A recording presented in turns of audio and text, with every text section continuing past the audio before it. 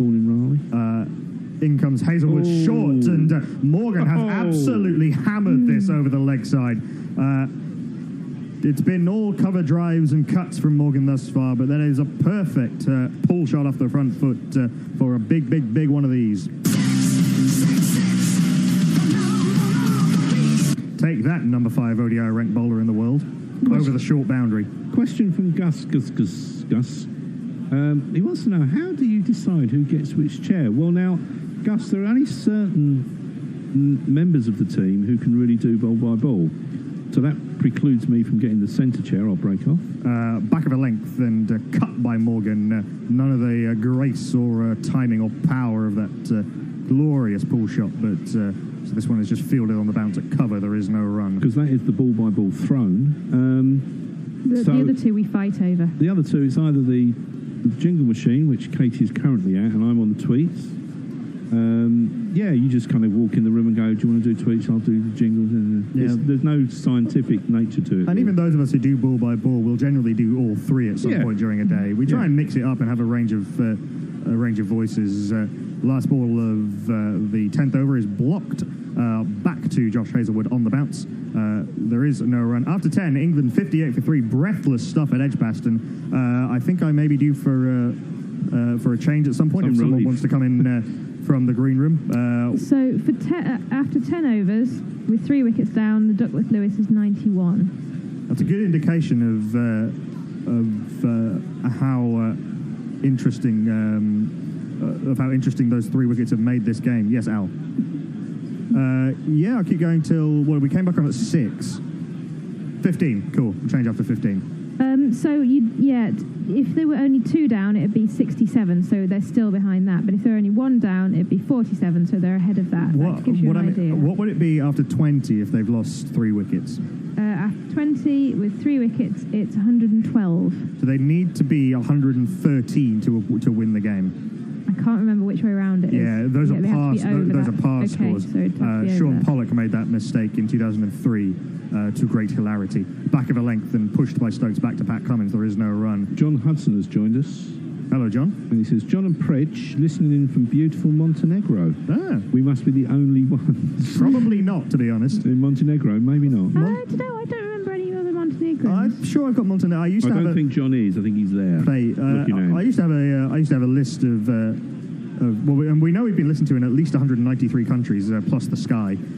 Still a slip in the short extra. 2-leg side from Pat Cummins. He concedes his first runs as this one was clipped around the corner to Adam Zampa. Stokes picks up 2. Not the only Montenegrin I know is a very beautiful woman who works in the cafe near my office.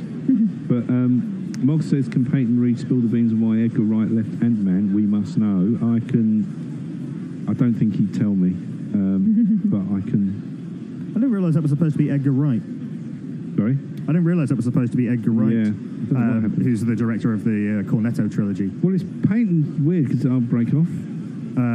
Full on the pads and glorious from Ben Stokes. Just a dismissive whip of the bottom hand, and it screams away down to wide mid-on for one of these. 1, 2, 3, 4. Grace from the big burly angry ginger. Yeah, good man. Yeah, he's directed films before Ant-Man, which were kind of comedies, and one of them, Jim Carrey and stuff, and a couple of sort of a rom-com. Then suddenly he was doing a superhero film. It's a good sensibility to bring to a superhero film, the sort of comedic element. Deadpool did that brilliantly. Yeah. In comes Cummins, short and hooked by Ben Stokes. It was a toe end in all honesty, but the man at long leg is a good 20 yards away from that. Back-to-back boundaries for Ben Stokes. It's Nissan She. It's Nissan She. Such is the power of the man that horrific top edge nearly carried for 6. Cummins bowling quick here, and Stokes making a good use of that pace. Chris Waller has told us to stay tuned because he's going to be giving us updates from the America's Cup in Bermuda. Oh, that's the sailing one? Sailing thing, yeah. Exciting. And Barnaby Shepherd. The boat on the water, the boat on the water, the boat in the water. Barnaby Shepherd's with us. He says, I've been checking the likely to win barometer on ACC app. Is this a pointless activity? Possibly. Why would you want to know who's going to win before the game ends? Oh, no, I think that's the measure of how exciting a game is how different to the final results, the who's the most likely to win goes. Stokes leans forward and pushes this one out to the cover sweeper for a single, moves to 14. The great thing about sports is that unlike a novel, you can't skip to the end.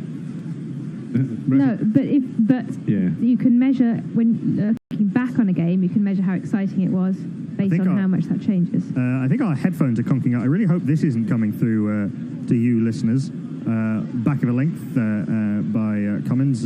Morgan stays leg side of it, just drops his hands into the offside.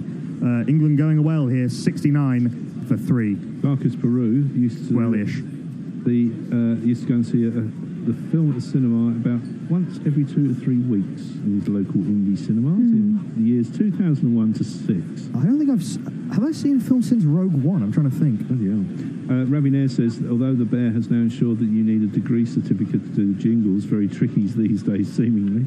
No, it's just he just needs a bit of admin on there. We've actually done quite a lot of admin. As our headphones come back into life, spoke too soon. The jingles for the teams are now in alphabetical order, so it's just much easier to find. Hazelwood continuing bowling his 6th, the 2 for 31 thus far. Dismissed dismissed Hales and Root. But is on the pads of Ben Stokes and clipped with a flourish round the corner. Stokes picks up a single. Just for interest, I think that after 11 overs, so before this ball, the Duckworth Lewis score would have been 92 with 3 wickets down, but 69, which is what they were on, for 2 wickets down. So they've now kind of advanced to being par for 2 wickets. Duckworth Lewis really don't like you losing early wickets. No. Duckworth Lewis Stern, we should say. Oh no, Mr. Stern quite likes it. He thinks it's funny. Nominative indeterminism. Hazelwood, slower ball, I think, angling across Owen Morgan and pushed to cover. There is no run. It certainly gave the appearance of coming off the pitch a little bit slower and a little bit loopier. Dave Wood has personally ticked off Belgium and Iceland on your mission for world dominance. Very, very good. Philippines coming next. Excellent. I've listened in, I think, at least 3 or 4 countries. Really? So the UK, the US, India, Greece. I've only listened Italy. When I've actually been on cricket tours in Australia and South Africa. I've listened to guerrilla cricket from the ground. Hazelwood bangs this one in short. Morgan hooks. Is there a man at long leg? Yes, but he can only watch as this one sails into the crowd. 3 rows back, Morgan to 40. The crackling was coming through. According to your sister, I believe. Is your sister called Canan? That's my mum. Oh, Mum. Hello, Mrs. Pandy. Hi, Mum. Hello. I'm going to look at Oh, she's watching on Facebook Live. Yes, it would be then. It's not coming through on my headphones, if that helps. Yeah. We find that the feed from the headphones comes through on Facebook Live, which it doesn't. It's a slightly different. The broadcast feed for TuneIn is a bit different. Down the track comes Morgan and is defeated by this one as it's angled across him by Hazelwood and it's rather slapped to cover inelegantly by Morgan. There is no run. Bears in. Is coming in. He's looking concerned. We're just trying to. The crackling seems to have stopped now. So Knuckles' mum could hear it. And she's on Facebook Live, did you say? I think so, yeah. She has been recently. The catch was dropped in the crowd, by the way. Knuckles' mum, could you tell us what medium you're listening to us or watching us from? Yes, a full detailed technical support ticket, please. Hazelwood, back of a length and cut. Beats the man at point. Maxwell couldn't get across, but there is a cover sweeper, so it'll just be the single. Mog has a sad fact. Oh. Both him and me both went the horns at that last jingle. And we didn't know, you know. Mog giving the horn to his own jingle. Yeah, giving me the horn. First We Take Manhattan says, was due to see Julius RSC production of Julius Caesar today, but the cinema cancelled it 20 minutes after the start. What? After the start. Oh, that must have been technical reasons then, you'd have thought. Yeah. In comes Hazelwood. Last ball of the 12th over is misfielded in his follow-through by the big Aussie fast bowler, but there is no run. End of the over, 77 for 3. No crackling, no. Not now. Yeah, it seems to be all right now. Tell us, listeners, if you experience any crackling at all. The Bear and his famous crack appear to have sorted things. His crack has sorted out the crackling. Doesn't mean that you have to message us every time you buy crackling in a pub, for example. No. Don't worry about that. You can keep that to yourself. Mog reckons there aren't really aren't that many decent films worth shelling out cash to see at the Cineplex these days. I kind of know what you mean, Mog. I've been disappointed many times, and it's bloody expensive in London to go to the cinema. This is the thing, is I can for much cheaper go to see the ENO or the Royal Opera House or the Royal Ballet than I can to pay to see a film. In comes Cummins. Morgan cramped for room a little bit, tries to cut, and it just squirts down to third man for a single. Morgan has been in hyper-aggressive mode, meeting Aussie Fire with Irish Fire, is that a thing? Celtic Flame. With some glorious drives through the covers, and now latterly some adventurous pull shots. He's 42 off 38. Given the amount of money it must cost to put those productions on. Yeah, they get funding from the government. Yeah, which they should do. In comes Cummins into Ben Stokes, who meets this one firmly, pushes up to mid-on. There is no run. There's a famous quote from Churchill when asked to cut war funding. He responded with, then, what the bloody hell are we fighting for? Yes. Well, it's terrible Churchill, I'm sorry. The other thing is that 90% of the seats are kind of £50 or above, and some of them are £200, £300. So they can afford to provide some at £10 for cheapos like me. Yeah, but some of the stuff in the West End cinemas, the big films, £19. Yeah, I don't know why you would go and see that. Why would you go and see a film in Leicester Square? Why would you go to Leicester Square, frankly? Forward comes Stokes and eases this one into the covers, picks up a single out to the sweeper. Go to the M&M shop, which I've never been in. I went to the Curzon in Victoria once, and I just got it into my head that I wanted to go and see a film after work, and I got there, and they said, that'll be £22, please. And I'd got it so into my head that I was going to go and see it that I just shelled out, but I'm never going to do it again. It was lovely. They had very comfortable seats, a small, intimate cinema, great, it was nice, but £22 it's too much. The Everyman cinema chain is quite good for decent price tickets and very comfortable seats. Morgan, camping on the back foot, carves this one out just to the left hand of Maxwell at backward point, and it's fielded by Aaron Finch glowering away on the cover boundary. From Darkest Peru reckons that your Churchill sounded a bit like Windsor Davis. Oh, lovely boy.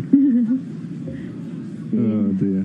But the O2, there's a big cinema there, big multiplex in the O2, which I've taken to going to because it's on the Jubilee line, so easy to get to from Westminster where I work, and it's fairly cheap, about 12 quid. I used to go during the week. I'll break off. In comes Cummins, stark, beautiful drive, pinging that one into the hard, rock-hard pitch. It bounces over the stumps and arrows straight past the leg stump. 4 runs to Ben Stokes, moves to 20.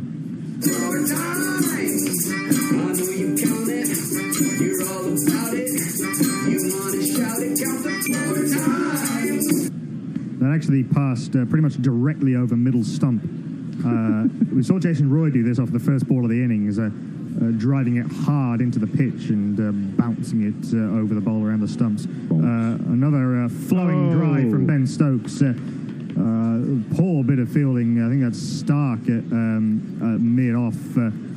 Dived straight over the top of the ball and then skidded and stuttered as he tried to pick it up, and they come back for 2. After 13, Stokes on 22, Morgan 43, both going apace. England 86 for 3. Julia Clancy said, the last film I saw at the cinema made me so angry, spent most of the time storming out swearing. It was called The Viceroy's House. When you say you spent most of the time storming out, did you get lost? Sorry. Very short house. Were you in the middle? Yeah, sorry. Change of bowling, part-time off-spin filth. With a suggestive name. Except that, is it in, it's in alphabetical now. BT Australia. Yeah, there we go.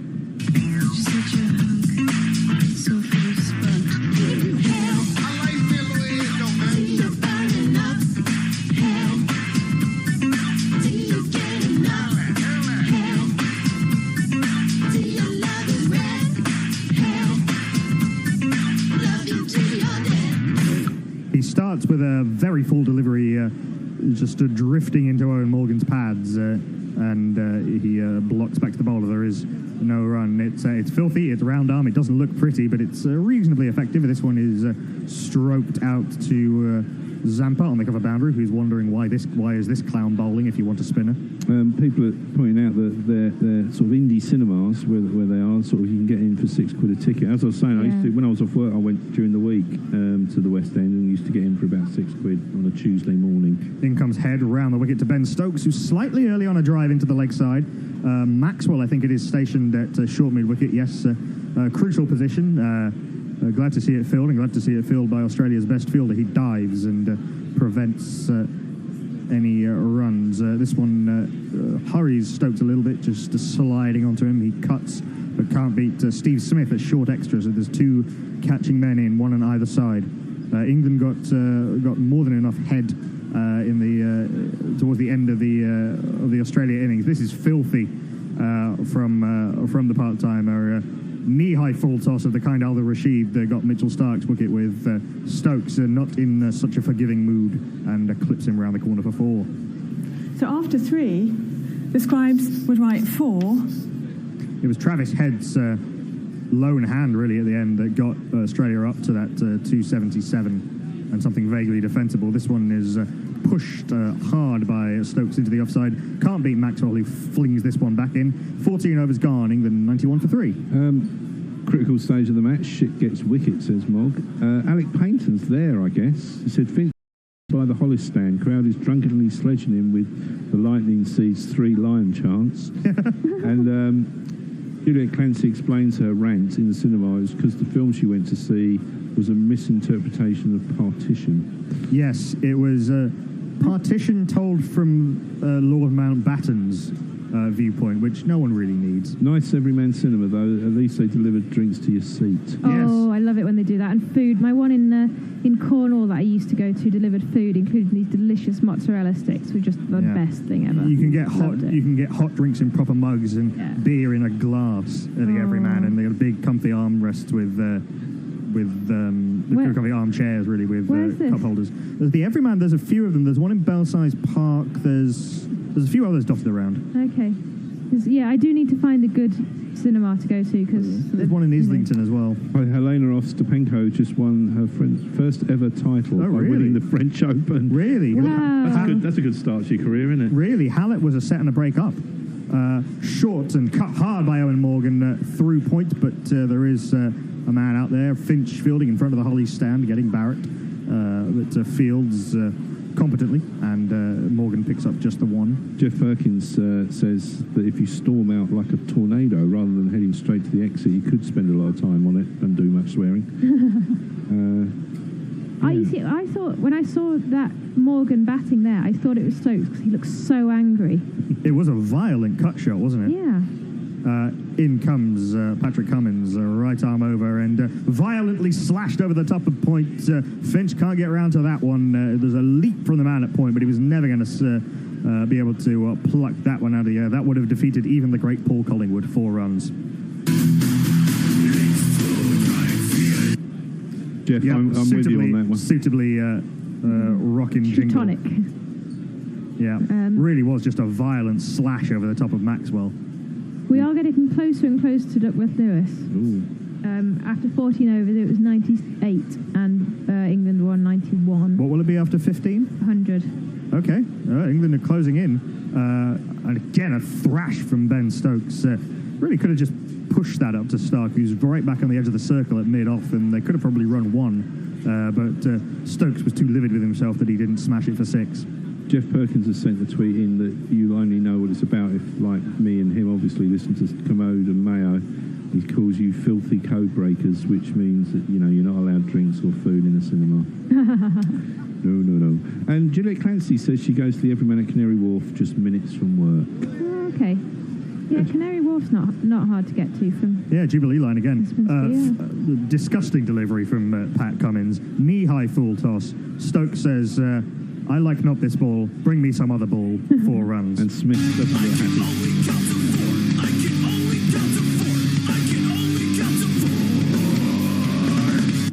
Australian bodies are hitting the floor in all parts. And does that take England ahead of Duckworth Lewis? It would be if they didn't lose a wicket. No, that takes them level with Duckworth Lewis, doesn't it?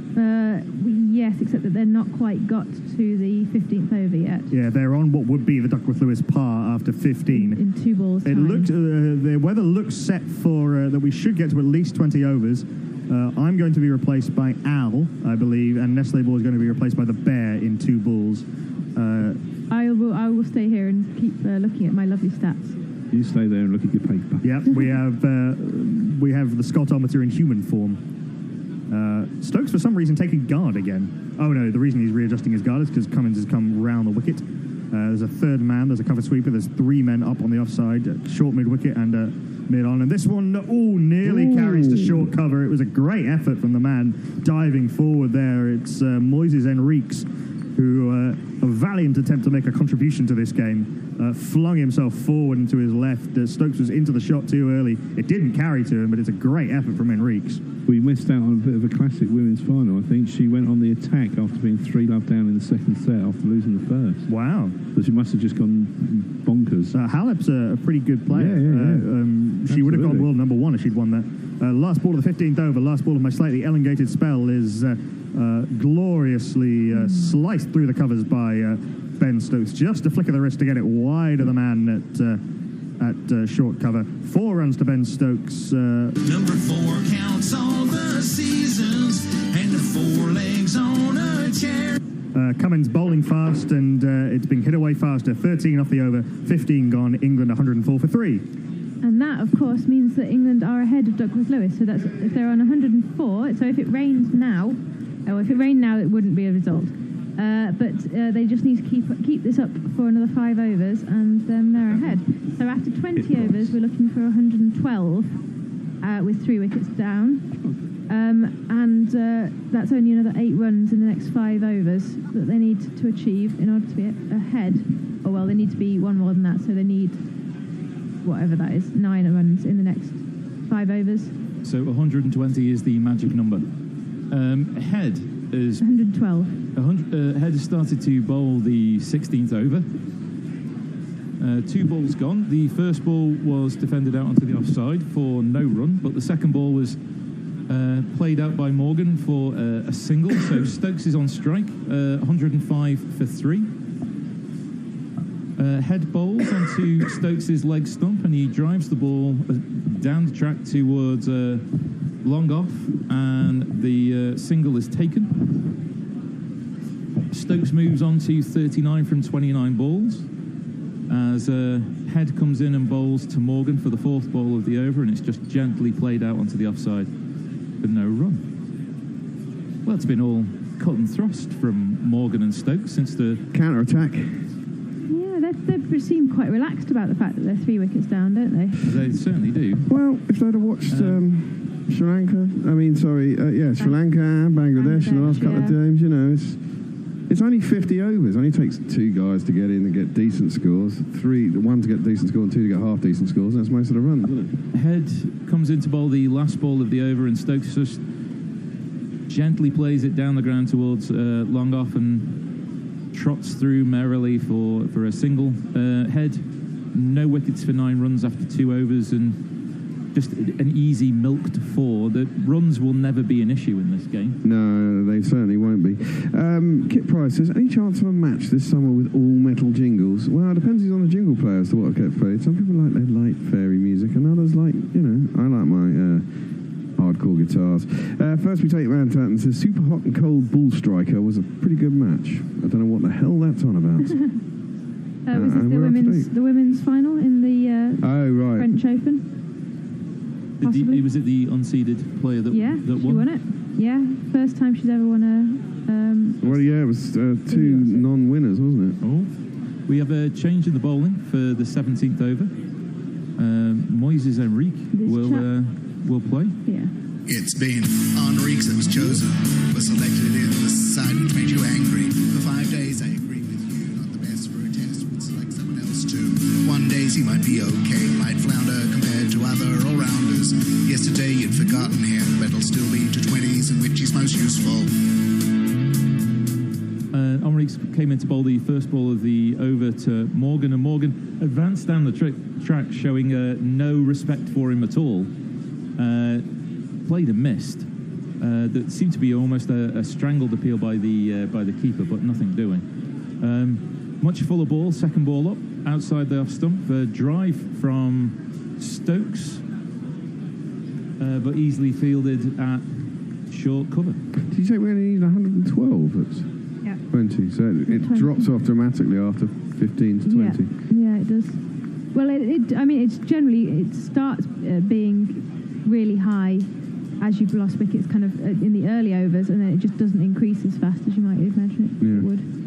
Reeks trundling in for the third ball of the over. Played out onto the offside by Stokes, fielded, and there was a attempted shy at the stumps, which caused the cover fielder there to sprawl desperately in order to try and prevent overthrows. 108 for 3 after 16.3 overs. Do you think they'll be looking to exploit Henrique here, just to move him around, or is it just more of the same, do you think? I mean, it's one of those things where you can quite easily fall into a mistake, but he is the fifth bowler, isn't he? Bang. Short ball, and Stokes pulls that away through to the leg side, running for an easy 2.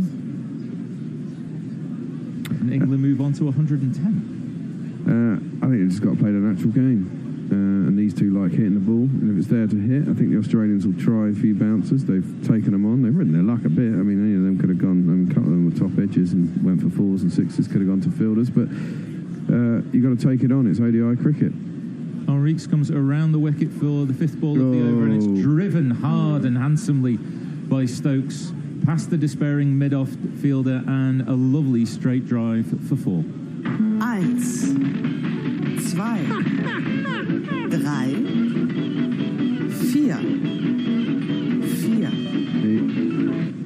He is a completely different player when he plays straight. Indeed. Oh, he hits the ball so hard. His timing is so good. I was just laughing at the guy in the crowd. Looks like he'd taken a couple of nefarious substances and was of the enjoying. 1980s in exactly. Manchester about it. Last ball of the over. Henriques short, just back of the length outside off stump. Stokes looks to try and force it away onto the offside, but easily fielded by Faulkner. No run, and that's the end of the 17th over. Be interesting. I bet on England to win when they came out. Got 13 to 8. I'm interested to see what the bookies say now. I reckon England will be favourites again now. Yeah, it's England 6 to 5 and pick them either way, I think. England 2 to 1 on. 2 to 1 on. Yeah, Australia have gone out to 13 to 8. I could hedge out, but that'd be really boring. Hedging is weakness as far as gambling is concerned. Well, no, it's not. If you're professionally gambling, hedging is the only sensible thing to do if you're following a live game, because then you get guaranteed profit. If you could guarantee 25% return every time you went somewhere, it's better than the bank, isn't it? I don't even believe in cashing out. I genuinely don't, but I do. Oh, you couldn't grab me a can of Red Stripe, could you? Stark coming in for his fifth over.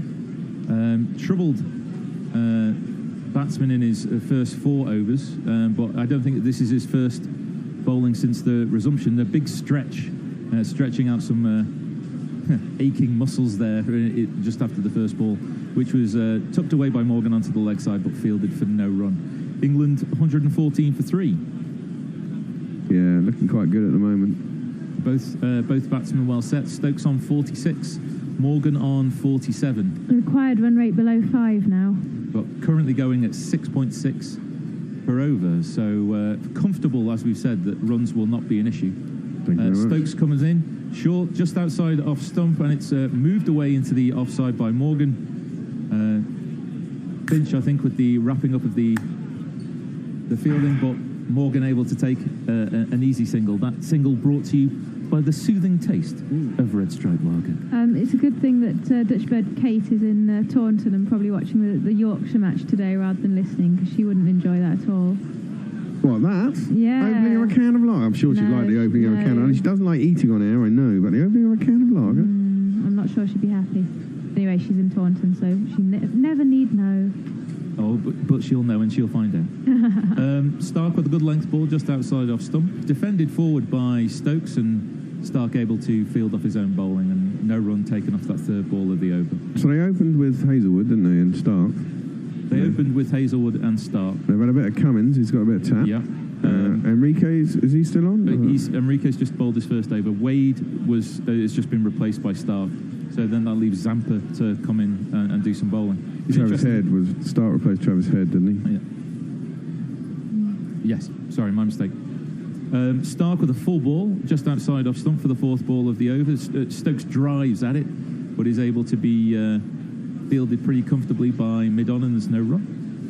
Just nicely timed again, considering he jabbed it up there, but... the ball stays hit. Yeah, it does stay hit. I had a tweet for a while, people. What are you doing?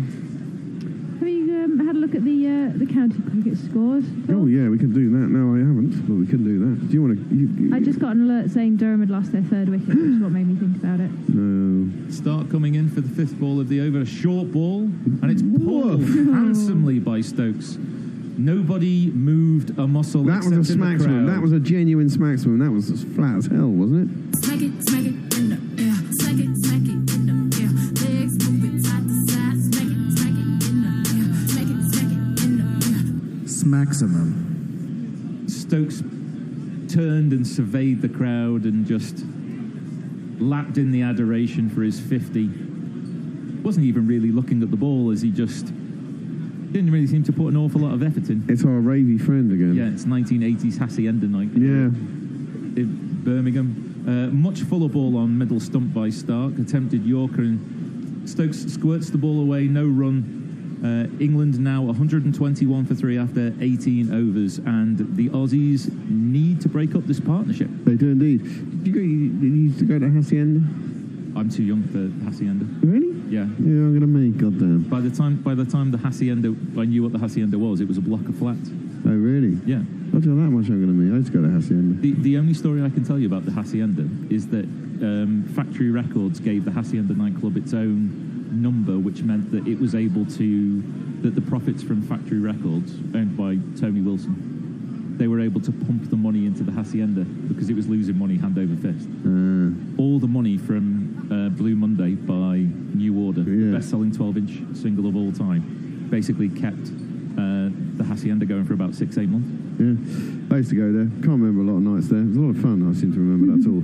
Craig Birdie says, lovely midday here in Ontario with the woods, the deer, and rather a lot of garter snakes. I don't think they're poisonous, are they? England have this, he says. Mog, hey, a red stripe lark. You're doing a fucking fantastic job, Mog. I love you. He says, hey, a red stripe lager. The folks at Gorilla Cricket love to quaff your product whilst calling cricket. Never thought of sponsoring them. He's been doing this every day when we mention products.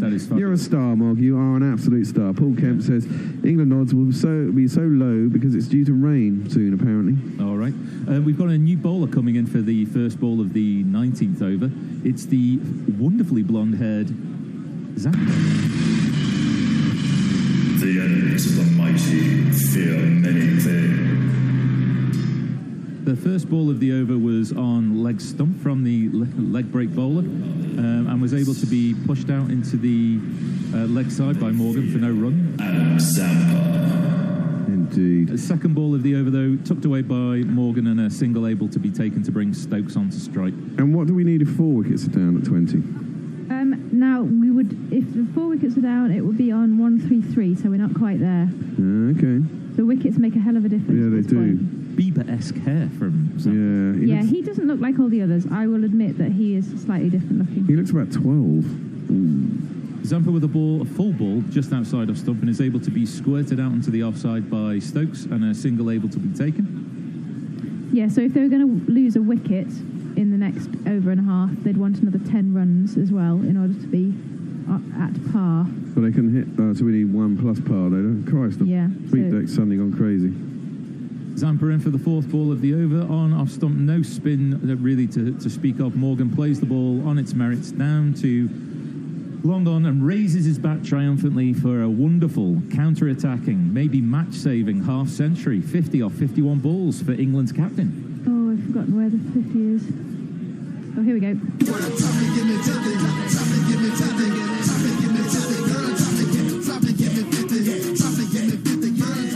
And in fact, Stokes had already got to his 50 and we missed that. Yeah, he got there a while. He got there with the 6. Got there with the 6. It was when it was... Okay, that's why.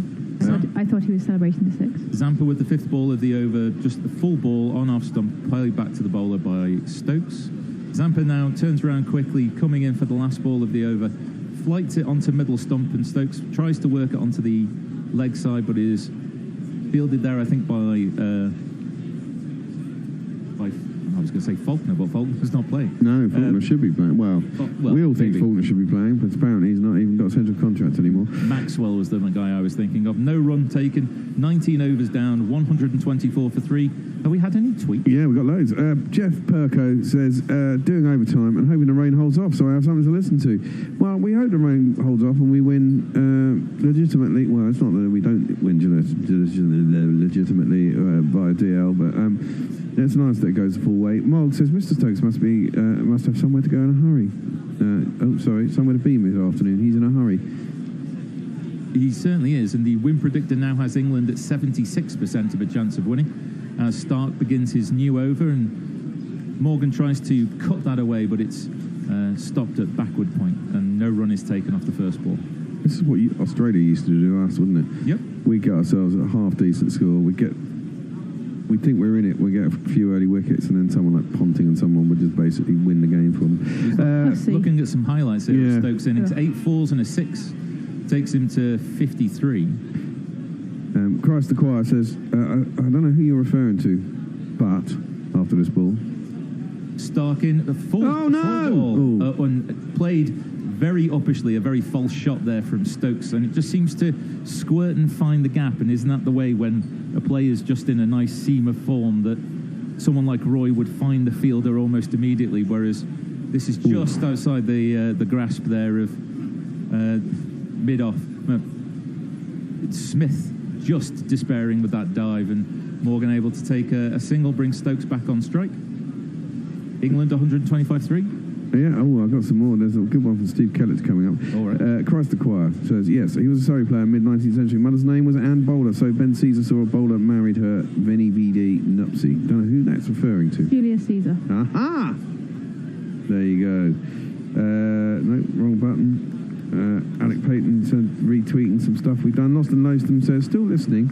Moving on to a different bar now. They're surrounded by Prosecco drinkers. But Prosecco's not bad. No, I like a bit. Put some pink grapefruit liqueur in there, some pamplemousse liqueur, and that tastes absolutely beautiful. Stark coming in to bowl for the 4th ball of the over. Stokes facing. Good length ball just outside off stump. Stokes content just to prod that out to the offside. Easily fielded, and there's no run. Right. Yeah. Steve Kellett says, evening all. Only went to the Hacienda once. He's our man in Kuala Lumpur, by the way. And that was to see the Tigers of Pantang, a metal band. I remember them. Strange venue for that. Yeah, it was a strange venue for that. I went to see a fair few I remember seeing the Happy Mondays there once for something. We went to see something else there. Lots of rave bands. Were you in fact mad for it? Oh, I was mad for it. Mad for it. Totally. Stokes in for ball number 5 of this 20th over, and it's attempted Yorker, but it ends up being a low full toss, which Stokes is able to just gently caress away onto the leg side and take an easy single. Stokes now 54 off 46 balls. Christ the Choir has finally placed that Adam Zampa jingle. This is the voice of the Mr. Wrong. Could be. Ravi Nair says, non sequitur, I know, but have England had many Jewish test cricketers? Just reading about Rachel Weisz, thus this. I have no idea, to be honest. Being a non-religious person of atheist persuasion, I really don't give a shit. Stark in for the last ball of the 20th over, and another attempted Yorker just outside off stump. Morgan jabs the bat down on it, and it safely goes away to the fielder. No run taken. Stark 1 for 34 after 6 overs, and England 126 for 3. Alec Payton, who's out the ground, says the Hollis stand is so drunk that the match situation is less important than their proximity to Aaron Finch. Give him some shit. Isn't that always the case, though? Yes. Just reminds me, actually, there's a baseball player called Darryl Strawberry, and they used to get on him by going, Darryl. You do the same, like, Aaron. Yeah. Aaron. Already winding him up terribly. Zampa looks like he's about to cry. Oh, bless him. It's either that or discover... He looks about 5. It's either that or discover puberty. Anyways, he comes in for the first ball of his second over. Stokes facing, and it's a, full-length ball. Some slight turn there from middle towards leg stump, and Stokes jabs that out as we find some equally blonde-haired boys in the crowd. Disturbing camera work. Yeah, that's his twin.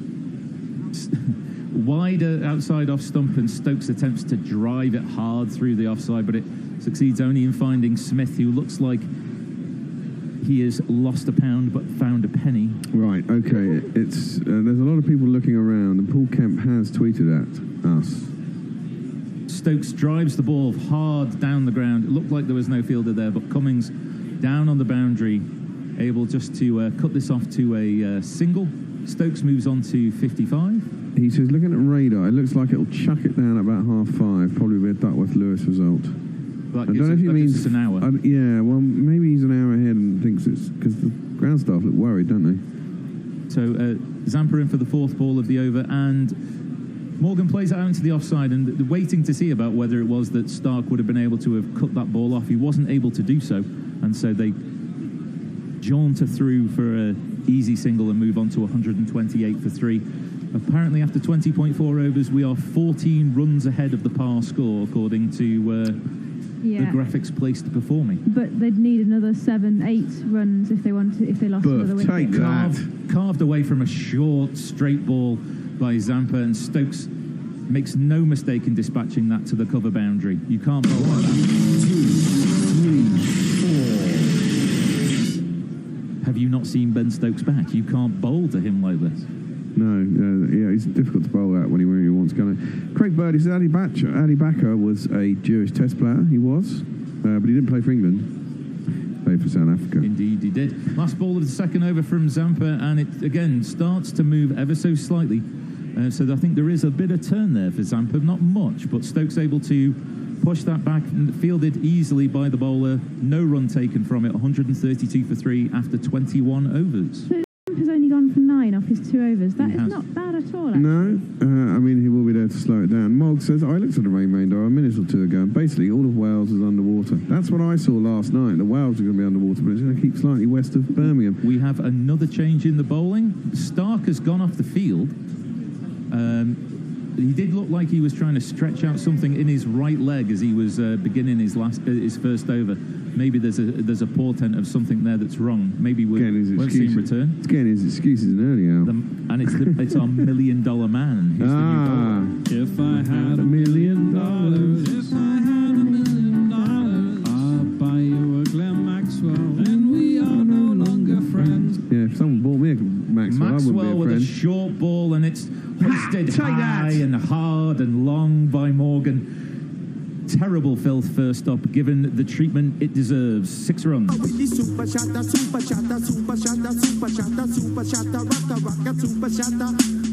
Part-time bowler, meet full-time batsman. I think I accidentally just deleted a 6 jingle. That's all right. Which one? It's the one it was at number 5. I don't know what was there, but I think I accidentally, instead of clicking on number 4, I dragged it onto the top of number 5, and number 5 disappeared. Is that how they disappeared? Things disappear all the time. Maxwell's second ball on leg stump. Morgan tried to move it away into the leg side, but it fielded for no run. Third ball on middle stump. It hurries Morgan a little bit, and he just jabs it out into the leg side field for no run. 138. But we don't really need to do anything extra special now. 6 off 3 overs so far. No. Maxwell trundles in again, and it's a good length ball on off stump, and Morgan has no choice but to play the orthodox forward defensive back to the bowler, and no run taken. And they're now ahead of the rate that they would need if they were 4 wickets down. Oh, really? At the end of this over. Okay. Maxwell not wasting any time. 5th ball of the over again seems to be hurrying on ever so slightly to Morgan. But Morgan plays out into the leg side field, easily fielded, and no run. So yeah, if this ball was a wicket, then and then they went off rain, England would still win. Maxwell though bowls it onto leg stump, but just driven onto mid-on, easily fielded, no run, 138 for 2 after 22 overs. I mean, at this point, we've evened out the loss of the early 3 wickets, haven't we? I mean, if we lost a wicket now with 22 overs, and you wouldn't want to be 4 wickets down, but you'd accept it. That's right. Halfway there with 4 wickets down. Well, it's a century partnership for Stokes and Morgan on 98 balls. And you've still got Butler and Moeen to come, for crying out loud, and Adil Rashid. And there's someone else in there, surely, isn't there? That's 3 more, that's 8. No, I don't know. Plunkett we could put in that category. Plunkett can give it a biff at the end. He got a decent 15 the other night. Christ the Quiet says Adam Zampa's hair making him look like Harpo Marx. Mog says friggin' soft cock front running Australians getting injured when it goes bad. Paul Kemp. Zampa in for the first ball of his 3rd over. Stokes comes down the track and drives it hard, but there's a long on there, and it's just an easy single walked through by the batsman. Paul Kemp says, I'm not an hour ahead, but my radar might be optimistic. Well, that's a 5:30, so we got about another 40 minutes, so we got probably 9-10 overs. We'll just see where we are. So where will we have to be at 32 overs? 32 overs with 3 down, we'd have to be 152. Well, so we're going to be there. We were 4 down. So how many overs did we say? 32. 32. We would have to be 4 down, 163. Okay, and 5 down? 178. Okay. So let's aim for 178. Yeah.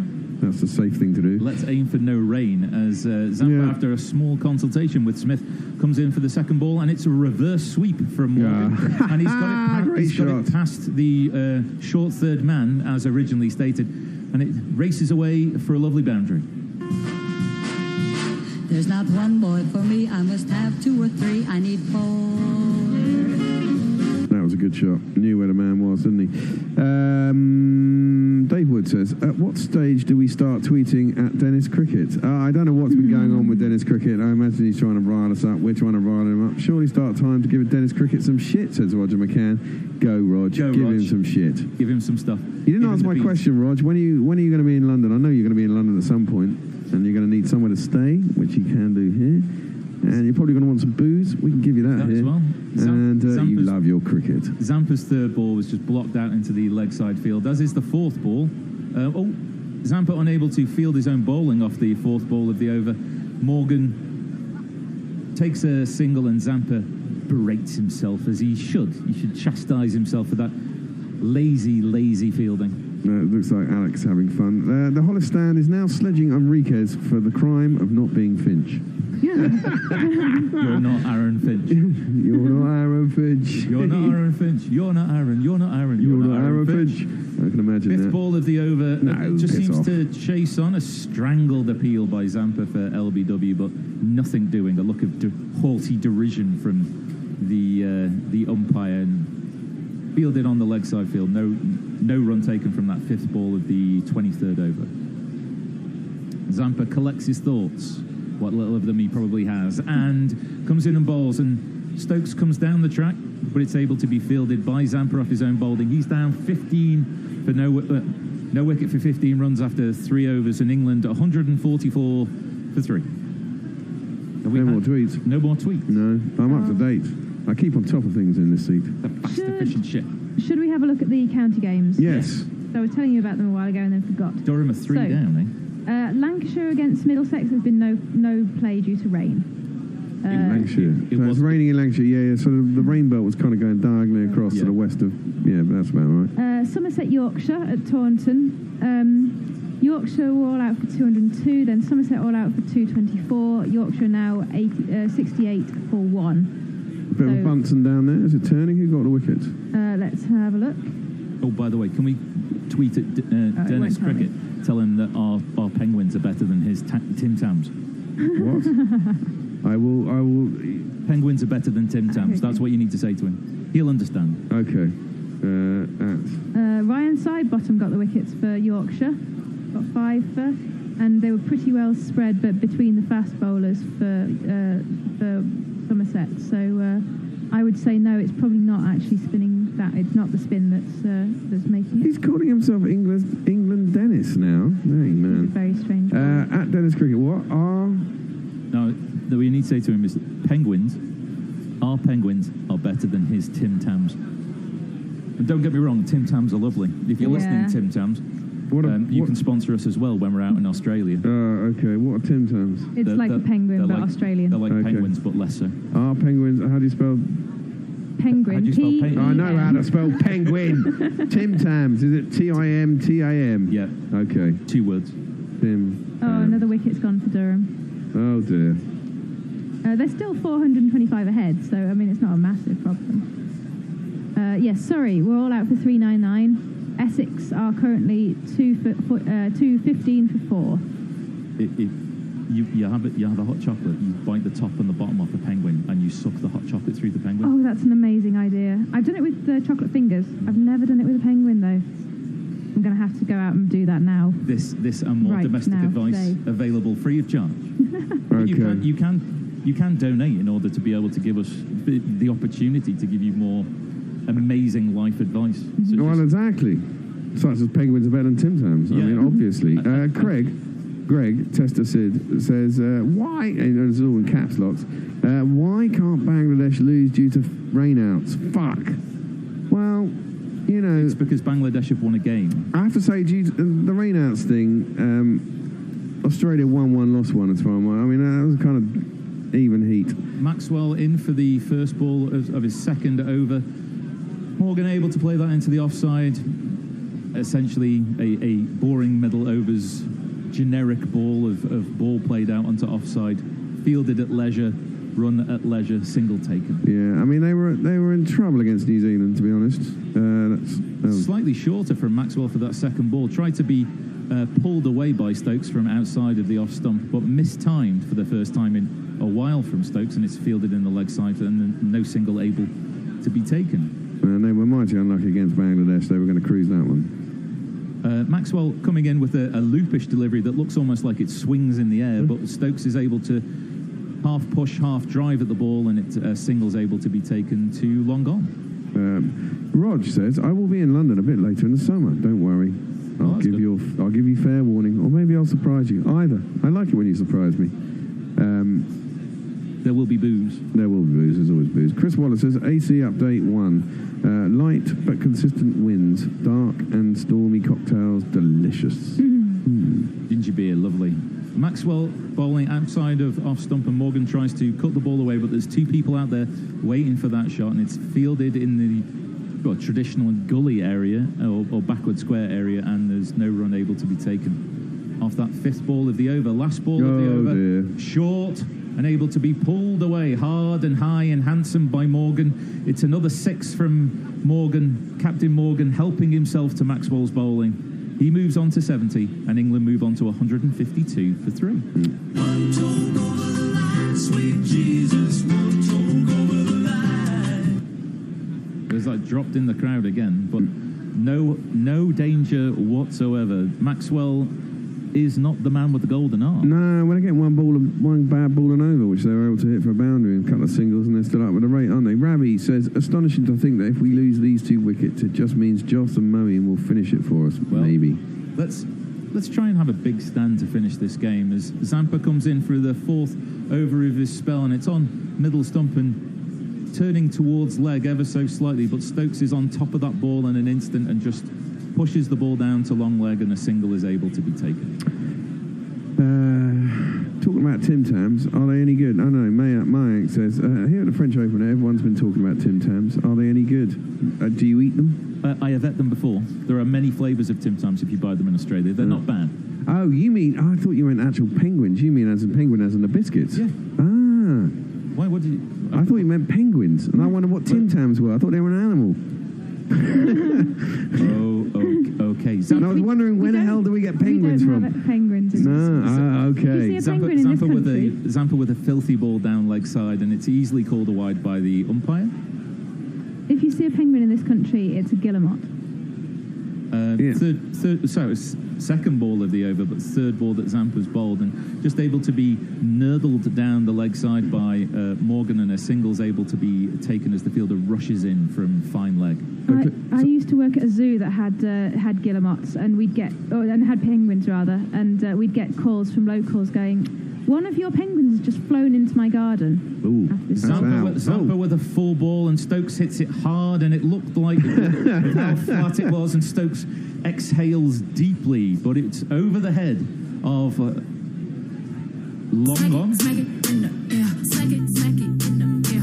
Legs moving side to side, smack it in the air, smack it in the air. Smaximum. Another low flat six, and maybe if it was Hazelwood and not Warner out there on the boundary, maybe it might have been a different outcome. But nevertheless, 6 runs.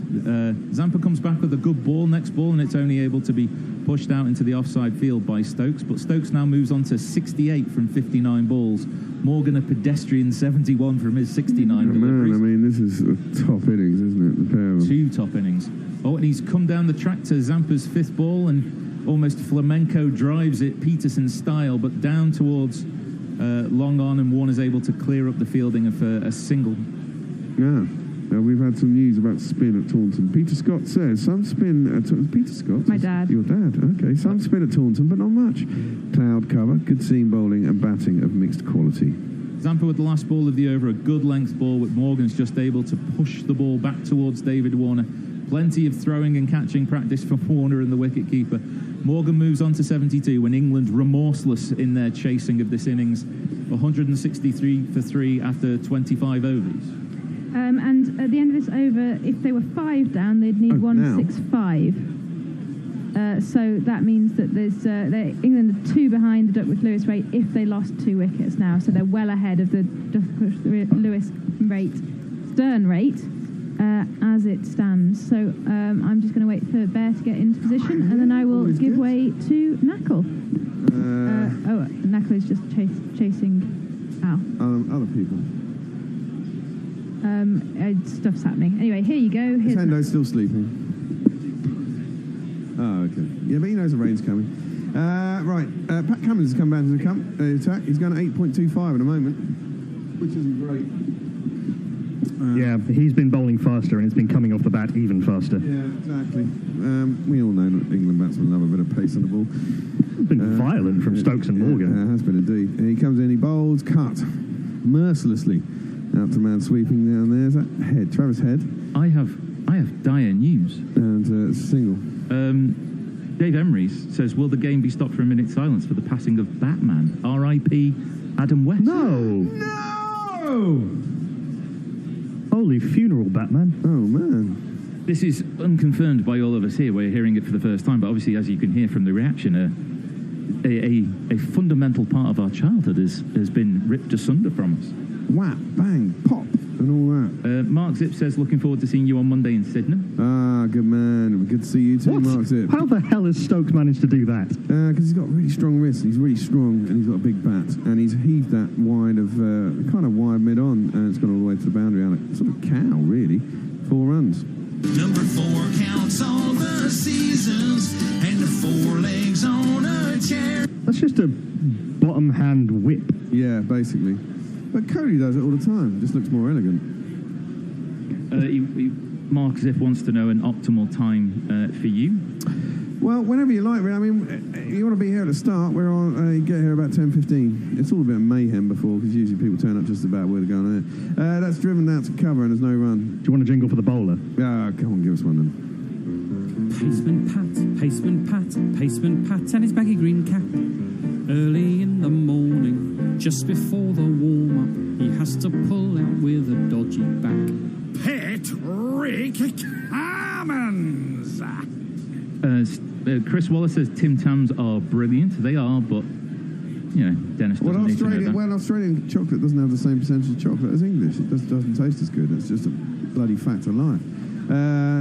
That's a pretty horrible stroke by Stokes. He was trying to drive it straight, got the thickish inside edge, goes back, bowler fields off his own follow through, and there is no run.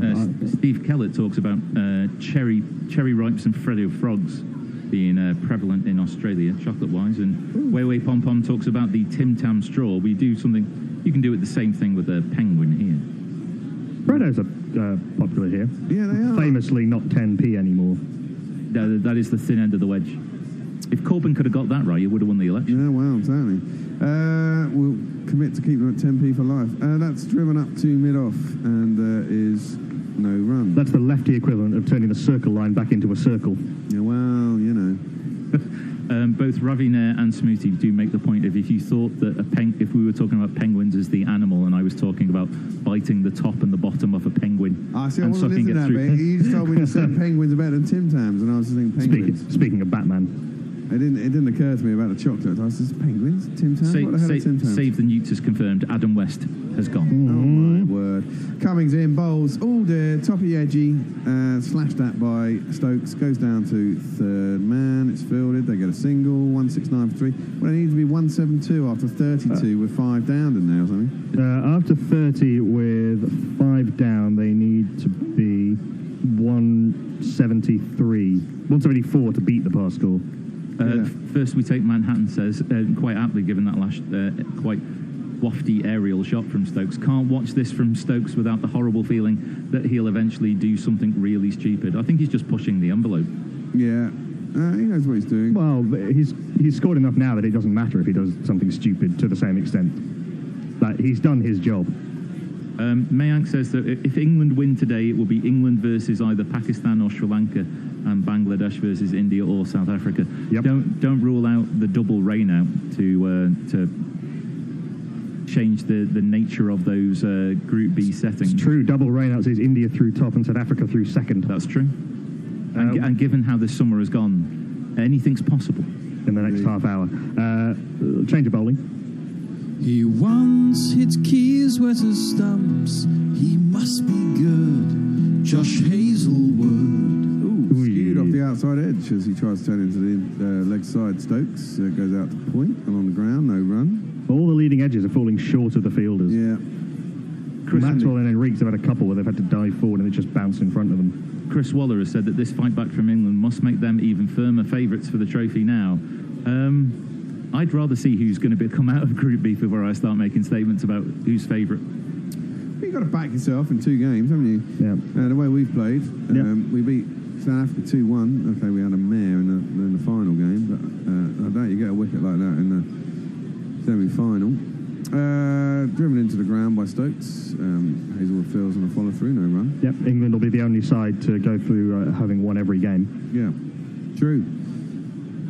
I thought you'd walk. I haven't seen you since the India game. I thought you. I wasn't in for this India-Sri Lanka game. I was listening. Yeah, I know, but I thought you were going to walk that. It was a cracking chase. Yeah, it was a really good chase. I mean, especially the way that Sri Lanka battered in the first game. They looked bloody hopeless.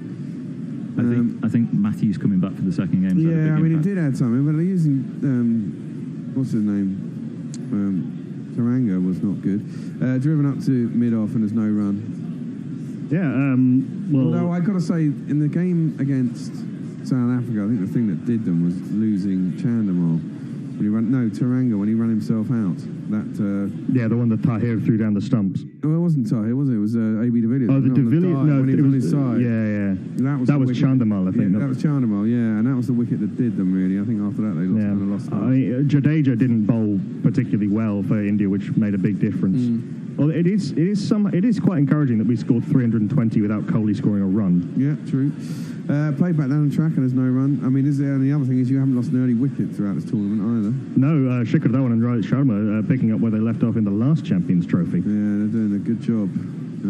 It's good to see Shikhar back in form. He's such a good batsman to watch when he's going well. Yeah, and he was quite quiet as well until Rohit got himself out, and then he kind of really took up the cudgels. Yeah, he played a rocket innings. Yeah, he's had a very good innings. We're looking at run rate scored against spinners since God knows when. England are way ahead since the top of the tree ahead of India since the 2015 World Cup.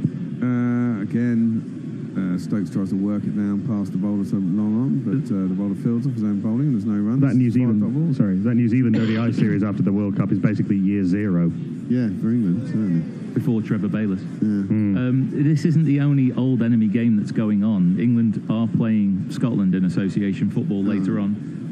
Chris the Crier says 50,000 hopeful Scots packed into Hampden Park.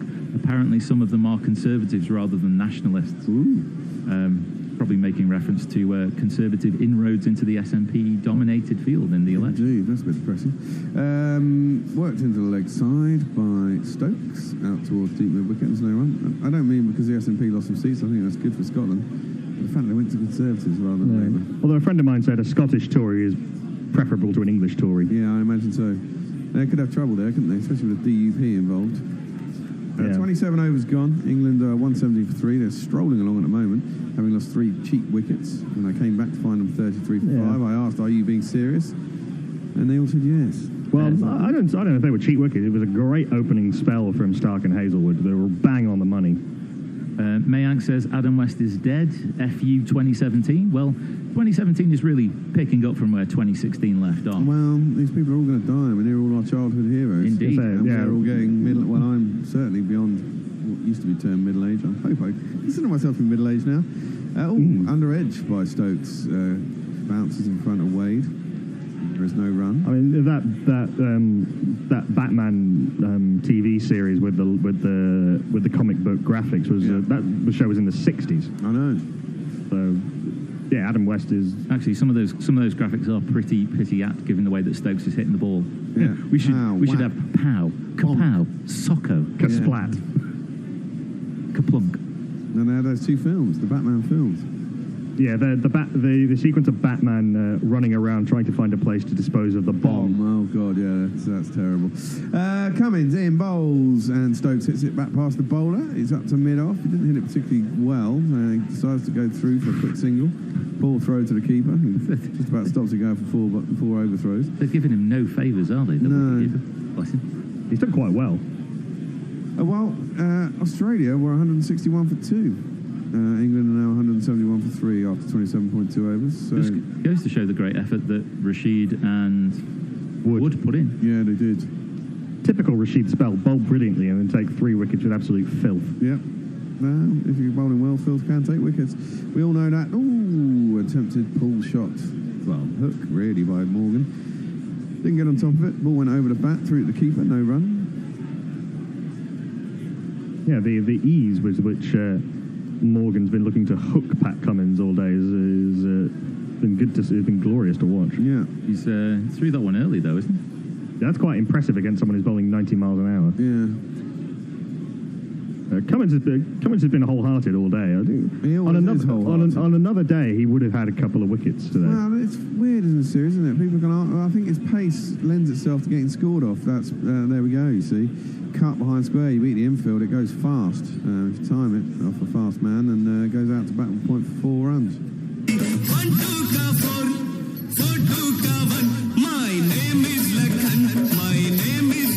I mean, he's been pretty expensive all tournament. I mean, he's come back for decent second spells, but a lot of times when he's come on, he's gone for 8 9s and over for the first 4 overs, and then whipped out the attack and come back, taking wickets.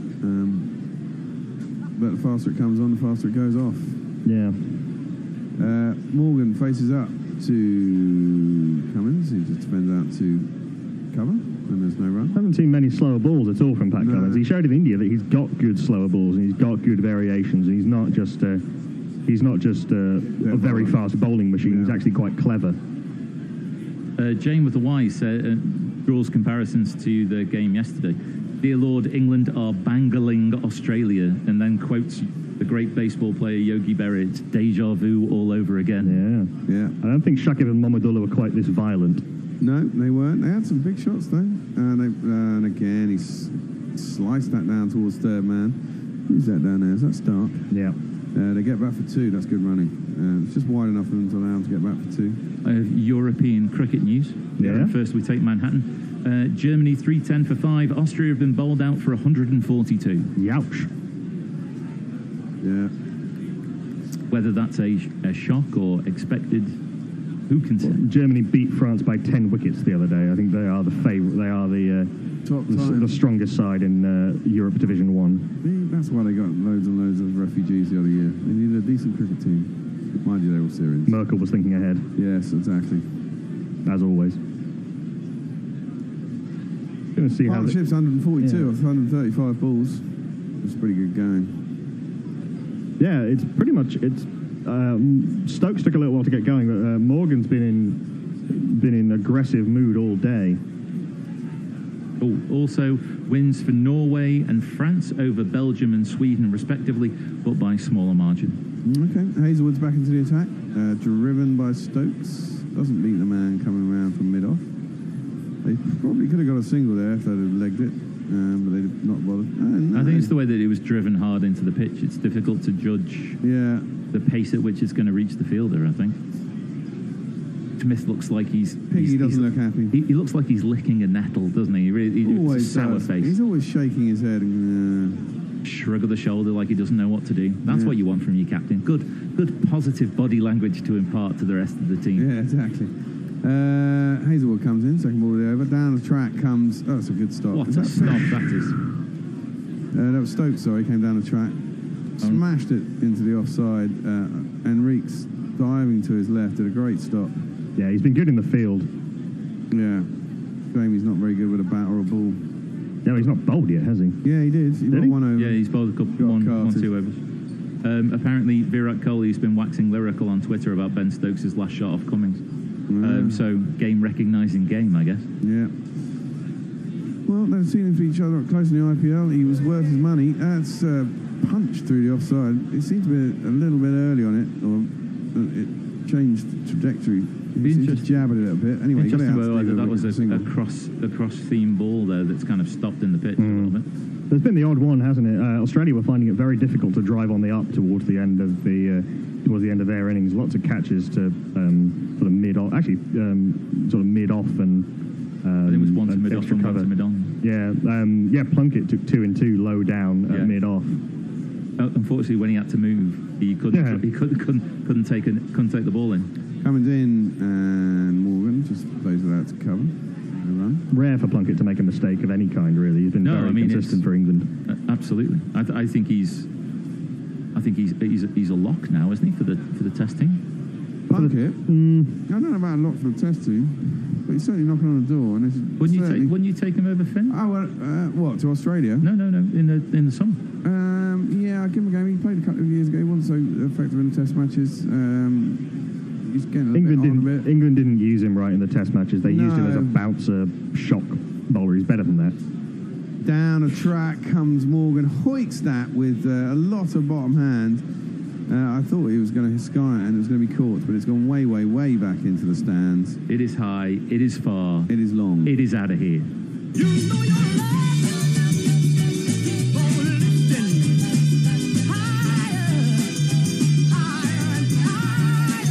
Well, we said it was, 174 after 32 with 5 down, so we're well ahead of the rate. After 32 for 5 down, 178. Yeah, there you go. So we're ahead of that. We can afford to lose 2 wickets before the rain comes down. Oh, we've got 20 minutes yet, so it'll go on a little bit further than that.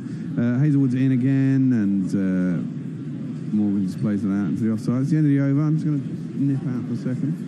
Is this England being aggressive knowing the rain's coming, or is this just England being aggressive because they're England? I think it's very much that you've got 2 players who aren't trying to do anything different than play their normal natural game. I mean, the difficulty would be if you turn around to Stokes and to Morgan and to say just block out 20 overs. I think.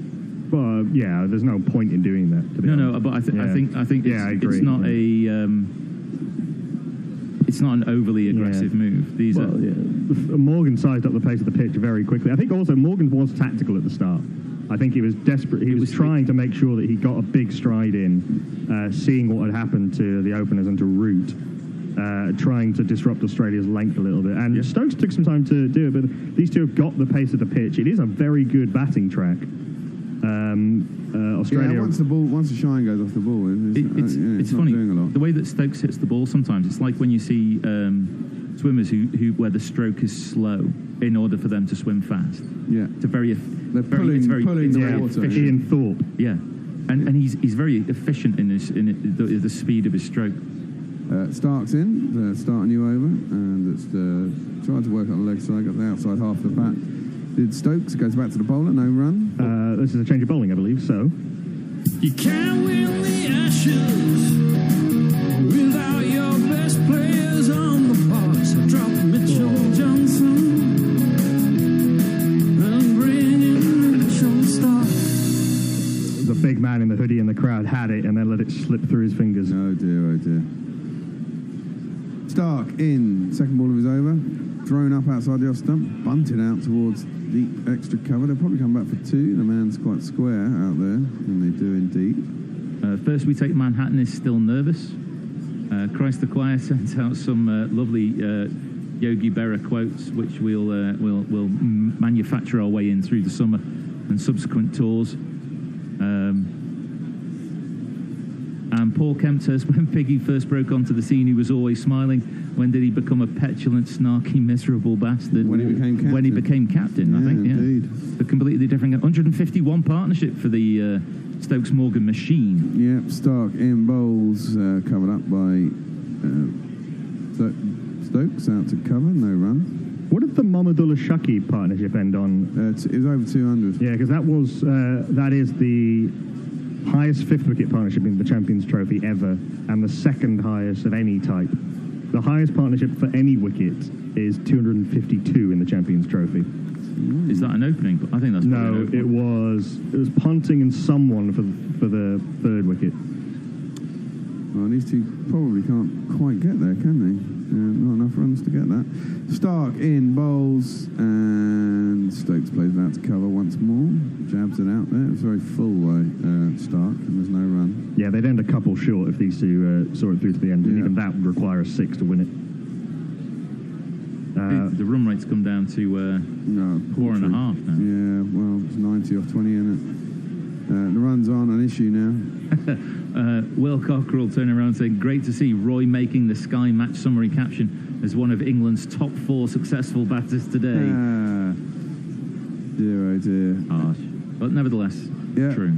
Stark in, bowls full, whipped off the pads by Stokes, only as far as a man short mid wickets, and there is no run. Just goes to show you can make numbers do anything. Yeah, you can indeed. Bend them to your will. It must be doubly annoying for Roy, seeing that every other England batsman has scored runs right down to mowing. Yeah. If you're out of form, you're out of form. Yeah. You know. He's one of those players who could just next innings be in form. That's the thing. I mean, as long as he carries on. Well, this is it. I suppose it's where the weight of it is in his head as to whether he'll recover from it.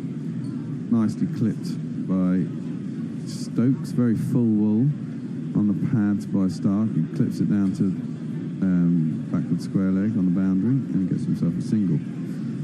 Ends it over. I'm going to try again to leave the room. Yeah. Stark is getting a little bit desperate now. He's just trying to blast through the forward defensive at this point. Yeah, it seems it will be full. He's looking for some sort of tailing into Stokes's leg side. Miracle ball, break middle stump in half.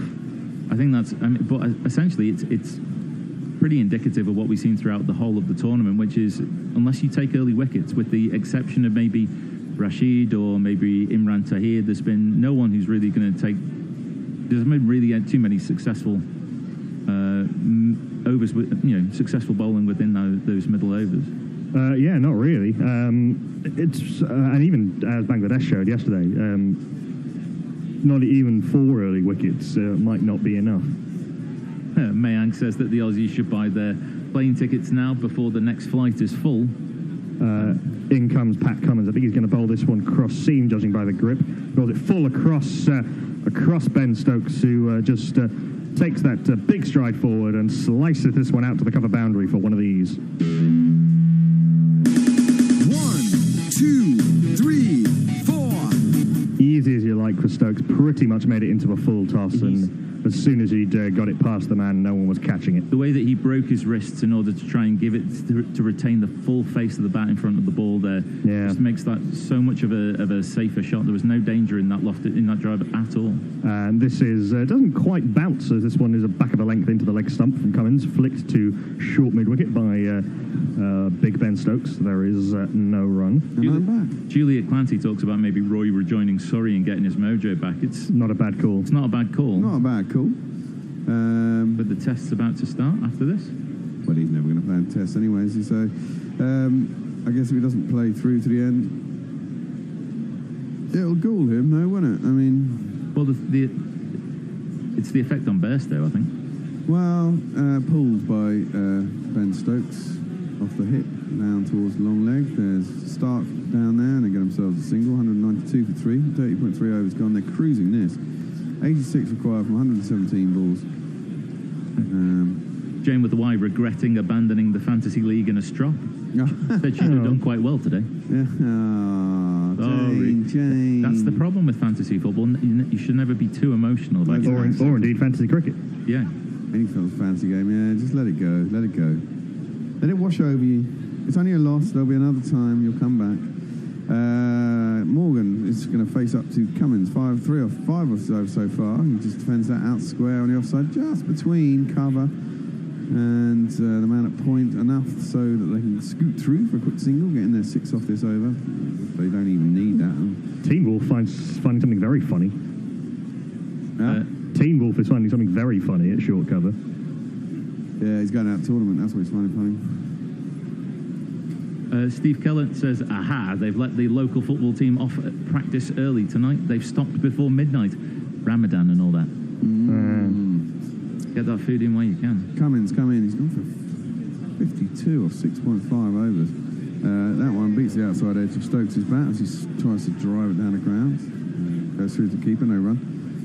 The way Stokes is batting at the moment, in the last few months, it's not quite as elegant, but there's a lot of Yuvraj in him. It's that big back lift, and the hand speed, and the way he can just sort of lever the ball effortlessly over the leg side. Yeah, and the block drives that race quickly to the boundary and stuff without much effort. Both big units. That's played by Stokes Square. Can't beat a man at points. Doesn't get a run. Ends the 31st over. 193 for 3. Miles ahead of Duckworth Lewis. Can afford to probably lose 3 wickets now, couldn't we? At 30.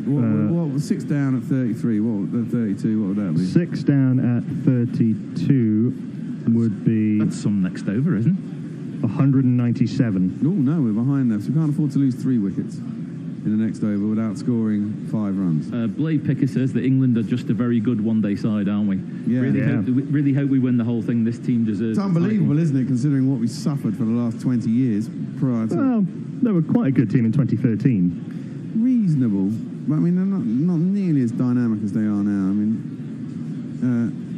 a very good team ethic they've got. Stark is in for his 8th over. Tried to drive it through the offside. Morgan came back and maybe came in a little bit, or maybe played on the wrong line. Thick into inside edge up to mid-on, no run. You see shots like that and you think about whether it's just being played on. They've got the timing down of a ball being bowled at a certain speed, and so from the bowler's arm, I just throw the bat at this stage. Yeah, I think it's slightly the line as well. Morgan's been trying to stay leg side and carve it through the covers. He just wasn't quite there for it. Trying to manufacture something that wasn't quite there. Got a bit tucked up. He's facing up as Stark comes in to bowl his second ball of his 8th over.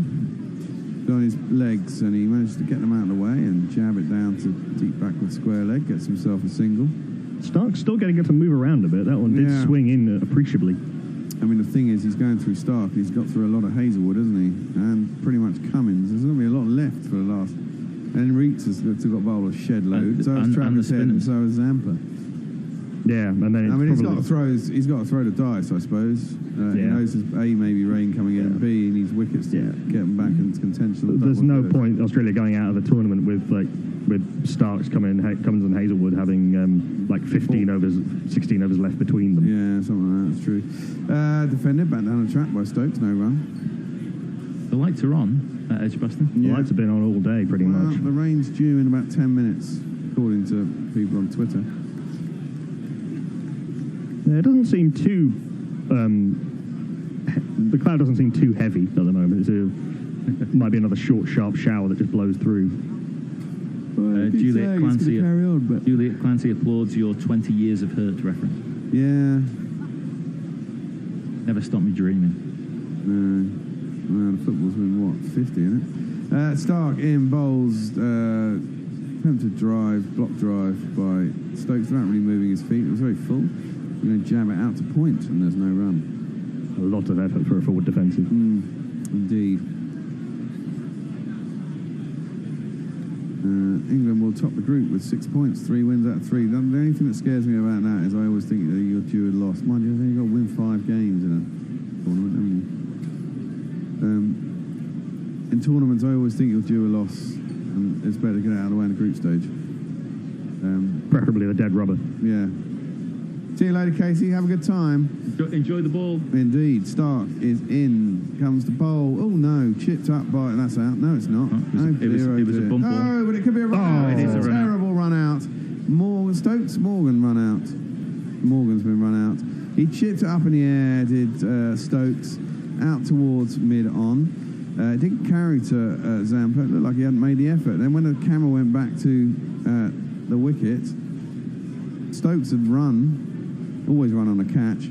And then the throw came in from Zampa. It had to be a direct hit, and it was a direct hit. And Morgan was out by a long, long, long way. Out for 87. Good innings. Yeah. England 194 for 4. Another quality innings from England's captain. Do you think Zampa realised the run-out was on and just pulled out of the catch and set himself for the throw? Because the two of them had almost run into each other in the middle of the pitch. He jabbed it hard into the ground, so it was never a catch. Oh, was it a bump ball? It was a bump ball. Okay. Nevertheless. There must be a run out here. Oh, how tragic. How tragic, how tragic, how tragic. It wasn't tragic, but it was pretty brain dead. Yeah, it was. You always go. If man calls you, should have gone. Stop watching the ball. Mayank says that funding a national team is expensive. Tonight's business class ticket from Birmingham to Sydney is £3,631 on Emirates. Wow. Make them walk. Times that by, what, 15, probably 25 if you include the backroom staff. Probably more than that. Well, if they're not going to get any money out of the central contracts anyway, might as well make them pay for expensive tickets. Yeah, if they got the company card. I did hear that Cricket Australia didn't send out the contract they were going to send out. They were going to make an official contract offer on their terms, but they didn't send it out, which is basically saying we're going to resume talks. Say that again. Cricket Australia didn't make the formal contract offer on their terms to the players, which basically means that they're going to back down. Pretty much. And the player threat of strike has, or it may be about to work, which, as a lefty, pleases me. Indeed. I don't have a problem with striking. The working man's only last resort. Stark, around the wickets. There has been a run out. It's full, and Butler plays it out towards third man. We have a left and a right-hander in now. Stokes is the man still there. He's on 85. Yep, I will jingle up the man with the third most beautiful eyes in world cricket. Pryor ain't no loss, 'cause we found someone Sattler. Okay, he can't spell Joss, but he also can't spell Butler. Joss Butler. Just because he is Joss Butler. One S and two T's, Joss Butler. I just need to be sensible for a few overs here. Let Joss work himself in. Game with the wide, just reinforcing that this is now almost exactly like yesterday, except Travis Head at 5 doing quite well. First we take Manhattan, said, I inexplicably made Butler my PP pick. Hey, you might have enough, you probably got enough time for a quick 50. He says that it's pretty stupid, so... I was thinking about betting on Stokes to be top batsman. It's a good throw by Zampa. Yeah, it was a good throw by Zampa. Don't know why the keeper didn't run up to the stumps, because even if the keeper had been up to the stumps, it would have been easy. Oh, no, that's a replay. We have a... Oh, Jesus Christ, they were completely not... Well, they were just bloody ball watching, weren't they? No, but it's in Stokes' field of view, because he's playing it down the ground. Exactly, which is why Morgan was ball watching and should have been running. Yeah. That's Stokes' call all the way. Yeah, exactly. It is Stokes' call. Morgan should have been running. Zampa is going to bowl, and Butler defends back down to the bowler, and there's no run. We have a jingle. The enemies of the mighty fear many things. Yet there is one thing they fear of all others. Zampa is defended out to cover, and there's no run. They fear Adam Zampa. Gorilla alert. There's a gorilla on the telly. He's a moonwalking gorilla. It's a moonwalking gorilla, indeed. And he hasn't zipped up the back of his costume. Nope, and he's got an Australian finger and a bat in one hand. Down the track comes Butler. Can't get to the pitch. Flicks it out to mid-wicket. There is no round. Jane with a Y makes reference to Zampa, the man who once took a wicket when a throw bounced off his nose. Yeah, it wasn't a throw. It was hit back at him by the batsman. Bounced off the wicket, hit his face, went into the bowler's end, and the man was run out. While splattering his nose all over his face. Played out to cover, and there's no run. Yep, glancing diving header. Well, the win predictor has England at 86%, Australia at 14%. Stop waving at the camera. That's a bit skinny for England, isn't it? Well, no. I mean, a couple of wickets could make a difference. Played off the back foot by Butler out to point. There's no run. You got Moeen left, and then I suppose you got Adil Rashid and Liam Plunkett. And Liam Plunkett. Yeah, that should get you through. Less than a run a ball for 83 runs, though. It's not the fact that it's less than a run a ball; it's the actual distance for me. Get down to below 30 with 4 wickets left. Fancy it. Swept nicely by Butler. There is a man out. It's Warner at deep back and square leg. Gets around to field it, and it's only 1 run. Ends the 33rd over at 194 for 6. Stokes is already 5. Butler's just come out. He's on 2 off 7. There's only 1 run off that over by Zampa. He's gone for 27 in his 5. A little bit of sighter, I think, from Butler. Yeah, no, fair enough. You got bloody oodles all the time. Yep, Smith just sneaking an over of Zampa in basically while they're Butler sets himself and Stokes resets a bit. Yeah, you just don't want a silly run out and again or a cheap wicket to go now. We have some more weather warnings. Weather radar now saying rain staying further west for now, heading towards Birmingham, but luckily mainly going around it. Yeah, that's what I heard. That's what I saw the reports for yesterday. Stark around the wicket, driven by Butler nicely. There isn't anyone out because he's new in. They've got no one out guarding the cover boundary, and it shoots through there for 4 runs. Number 4 counts all the seasons and the 4 legs on a chair. That was gorgeous. Yeah, it was. It's really nice. Out of the frying pan into another frying pan as far as Australia's bowlers are concerned. Well, yeah. Yeah. One filled nearly to the brim with hot oil. Indeed. But they don't have to do... It's like be aggressive, but don't be stupid, Yeah. Play your natural game. You haven't got to push the envelope too much. No. Boundary early in the over and then milk some singles, basically. No. Yep. Stark around a wicket again, pushed into the offside. I mean, Butler's so quick between the wickets. Stokes ain't too bad either. So into the gap at cover, they get a single. Knuckle balls like that have got to make you feel nice about yourself when you turn around and you go, this is what they need to do, and they do exactly what you've just said that they should do. It's like, they can hear me through the television. They can hear me through the television. What it proves, and most guerrilla commentators have done that at some point, what it proves is that we've watched a lot of cricket between us. Indeed. Very closely. Well, 5 of the first 2 balls, perfect. 77 required of 100. Piece of cake. Stark in, over the wicket. Slower ball, I think, to Stokes. I think that's the first one that's been a good length ball. I think everything else has just been very full. Played out to cover, and there's no run. We're having a change in the 35th over, or at the end of the 35th over, which is in 9 balls' time. First, we take Manhattan and said that his television's become seized by a ghost, which has turned around and accidentally showed him Northern Ireland versus Azerbaijan. I hope you quickly rectify that situation, but apparently it's 0-0 after 20 minutes. England versus Scotland started now. 5 o'clock. 5 o'clock, yeah, it's 5:30. Full toss on the knee of Butler. His bottom hand seemed to slip off the bat as he kind of worked it across his pad. It looked ugly. Got it out to deep back and square leg for a single. Yeah, that's how easy Stokes is finding it out there.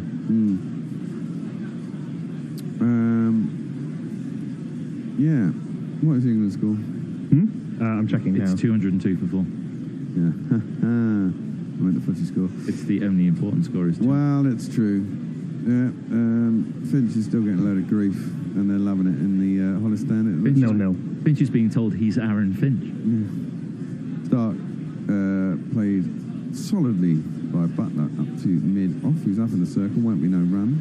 Yeah, 0-0. England are dominating possession. Have had a couple of shots, not on target. Okay. So it'll end up being kind of 0-0 until right at the end, and we'll get a sporting goal. And Harry Kane will bounce one out of his arse in the 90th minute. Something like that. leading to inevitable qualification, but second round exit. Yeah, first round exit. Nah, second round. No, not getting through the group stage. Are you sure? Yeah. Fiver on that? Yeah, no, I won't do that. We might do. Are we going to have Gorilla World Cup? Well, that's an interesting thing. Well, it's usually on during the cricket season now. Mind you, it won't be next time. Won't it be Qatar? It'll be in the middle of winter. No, it'll be Russia next. Yeah, it's Russia next. That's next summer, isn't it? Played out into the sweep on the cover boundary for a single to end the over. Butler retained strike, 8 off 11. No, India are touring next summer. I think we'll be concentrating on that. Yes. Probably we should be. We tweeted a picture of Katie, who was going off to a ball in a lovely dress. There seems to now be a movement for the bear to have been in the same dress. What? Which can only be distressing for all concerned who would have either saw it or thought it. I would never fit in that dress. Well, you've got the legs for it, though. My legs are my best part of my body. My wife likes my calves. It's convicts in the crowd. Or humbugs, whichever you like. Zampa's going to continue. The other end, 27 off his 5. My last over. Swept by Butler down towards fine leg. Hand on the forehead by Zampa. Yeah, Butler was slightly teasing him with how late he got the bat down on that. Wade was briefly going up for an LBW shout until he realised that Butler had just jabbed the bat down on it. And Mayank says that Gorilla Cricket has higher standards for their staff than Sky. That's right. Yeah. So the final will be in black tie. Well, I mean, actually watching cricket would be and actually liking cricket would be helpful. Well, indeed. Zampa tosses that one up. It's a googly. And it goes across... it goes across Stokes. He plays it out softly into the offside. Maxwell comes in, throws it in at the stump, so they decide to go for a single. Maxwell looks like he fell on his keys, though. Yeah, it might have been close for Butler. I think if Maxwell had hit, he'd have been gone. No, it would have been touch and go, whether it would have been gone, but the throw was wide of Wade. There was no run. Not a fielder you necessarily want to be taking quick singles to. No. Remember in that same game that he got the now infamous double wicket maiden off the last over, he effected 2 run-outs with lightning pickups from the covers. Yeah, was that the one against Pakistan? Yes. No, that was depressing. I can't believe they fucked that up. But they did. Just goes to show. Yeah, indeed. It's never over till it's over. Pakistan can Pakistan it from any position. Yeah, they can indeed. Now, Zampa is coming into bowl, floats that one up, and Butler just puts 2 it there? far enough. 2 there? There's 2 there, indeed. That's really good running. It was just far enough in front of points that he had to chase it out towards the boundary, and the man from the boundary had to come in, which was perfect placement, and it allowed them to come through for 2. 207 for 4. Joss Butler showing off, getting his thighs out for the lads. Bucking his trousers in, likes his shirt tucked in. Never like my shirt tucked in. 71 required off 93 balls. Freedom of movement. Yeah, I do. I've always been a shirt tucked in cricketer right from early days playing. No. And maybe you don't have a belly and I do. That could be. I have a little bit. You're getting a little bit, actually. Do you go baseball cap? I used to go sun hat. Or do you go... I was going to say, do you go on traditional? I used to go floppy sun. I used to go floppy sun hat. I now tend to go baseball cap. Don't like hats, just wear sunglasses. Zampa is going to come in to bowl to Butler, who plays him out through the covers. They'll go through an easy single. Chris Waller says excitement continues to build in the AC village. Both boats out on the water, warming up. So that'd be America's Cup action. Is that the start of the final, or is that still the second semi-final between Japan and Sweden? I have no idea. Maybe you can tweet us back and tell us. Maybe. I do know that New Zealand have put Ben Ainslie to the sword, but he's vowed to come back for the next America's Cup. Oh, really? Is he out? Are we out? Yeah, we're out. Damn. I thought that boat was supposed to be unbeatable. That's played out to mid-wicket and there's no run. Well, there's no such thing as an unbeatable boat. When they went from half size to full size, the rumour about the boat was that it was lacking speed, and so it proved. It was only half size when it was unbeatable. That's rubbish. That's played out to cover and there's no run. And there's a boat, and the Kiwi boat's the one where they got bikes to do everything on. That's right. Oh man! In the third, I think it was the third race in the best of 9 series against it. They pulled out, didn't they? They pulled out, and I think in the fourth one, the Kiwis capsized the boat in what could only have been a frightening experience for all those concerned. I think we are into the final. Sweden beat Japan in the semi-final. And then the winner of that will go on to face America. But apparently, because America won the first round robin stage, America will go into that, whoever they face, with a 1-0 lead. Okay, so this is like the sort of eliminator final. This is the Louis Vuitton final. Okay. Oh, no. Did he put that down? No, just close to him. It was a bit aerial by Butler cutting it. It seemed to go past Maxwell in the air at a catchable height, but maybe it was too far left of him to be catchable. Anyway, it ended up going to the boundary behind square for 4 runs. Oh dear, he lost it. Swerved in the air, as it will tend to do when hit fine, and Maxwell was going the wrong way, and Butler's basically Panenka'd him. Yeah, I mean, it was definitely catchable, and it was quite near him. He should have caught it, really. Yeah, maybe he lost it in the crowd. It just seemed like...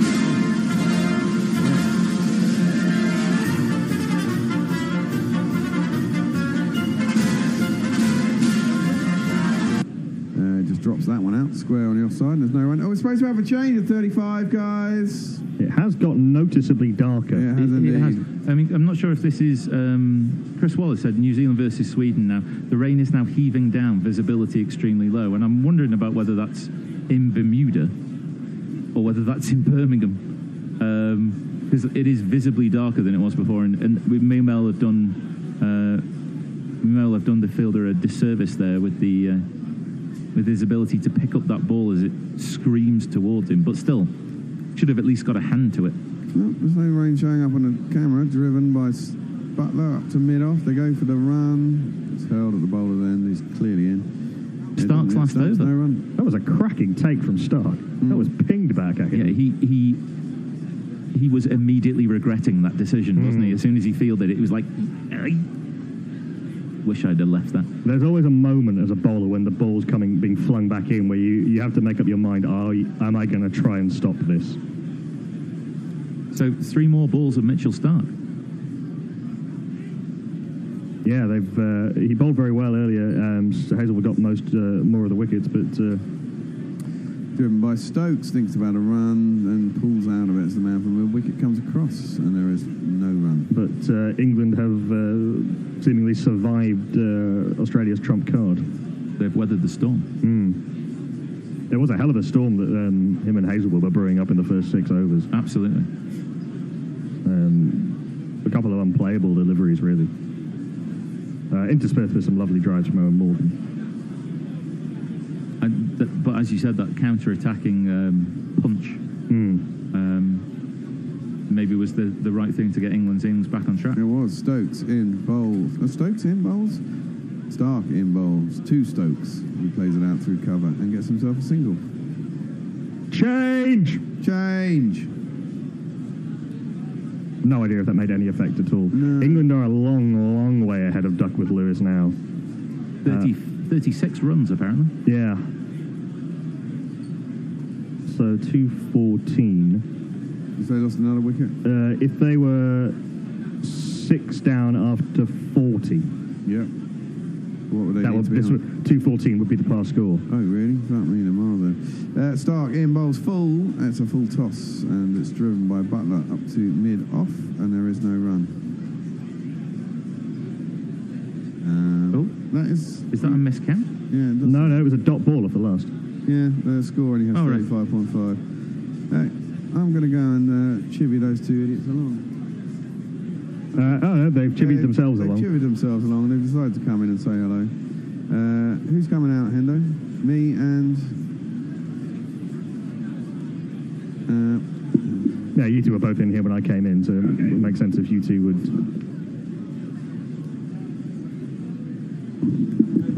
speaking of which, Bear, can I have some alcoholic refreshment? Thank you. Could I have half a glass of beer? That'd be nice. Adam Zampa will continue. It is very dark out there because you can see the lights. The lights from the lights is shining quite brightly now on the players. This is defended back to him. Yeah, it's reflecting off Zampa's high-vis hair.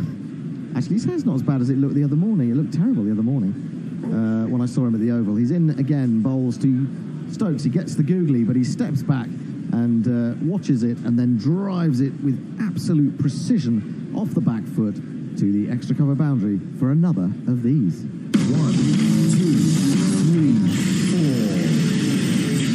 4. If this had been a Batman cartoon, we lament the death of Adam West, that would have gone crunch. Very much lament the death. Oh, he's found a bottle. Good man. Yeah, beautiful shot from Stokes. He's in again. He reaches for this a little bit and glides it off the thick outside edge down to backward point. There's no run. So England needs 60 from 81 balls. They're going to win this. Australia are going to go out, and Bangladesh are going to go through. And while I'm really happy for the Bangladeshis, I'm also it's quite funny to beat Australia and put them out, as this is a flatter ball which he goes back to and forces through mid-on for a single. At the same time, you kind of want them to be in a tournament, don't you? Not if they don't win a game. Not if they don't. Well, yeah, but they haven't really had a chance to win a game. No, but the 4 and 4 game they played, they're being absolutely marmalised. Yeah, being marmalised by a very good England team, I have to say. They were obviously well on top against Bangladesh in that game on Monday. Zampa in again, throws it up, smacked by Butler. It's only just short of the man at long on, and he can't actually catch it. He can't even stop it. Cummins has got hands on it, but it's got such power in the stroke that it has run away to the boundary for 4.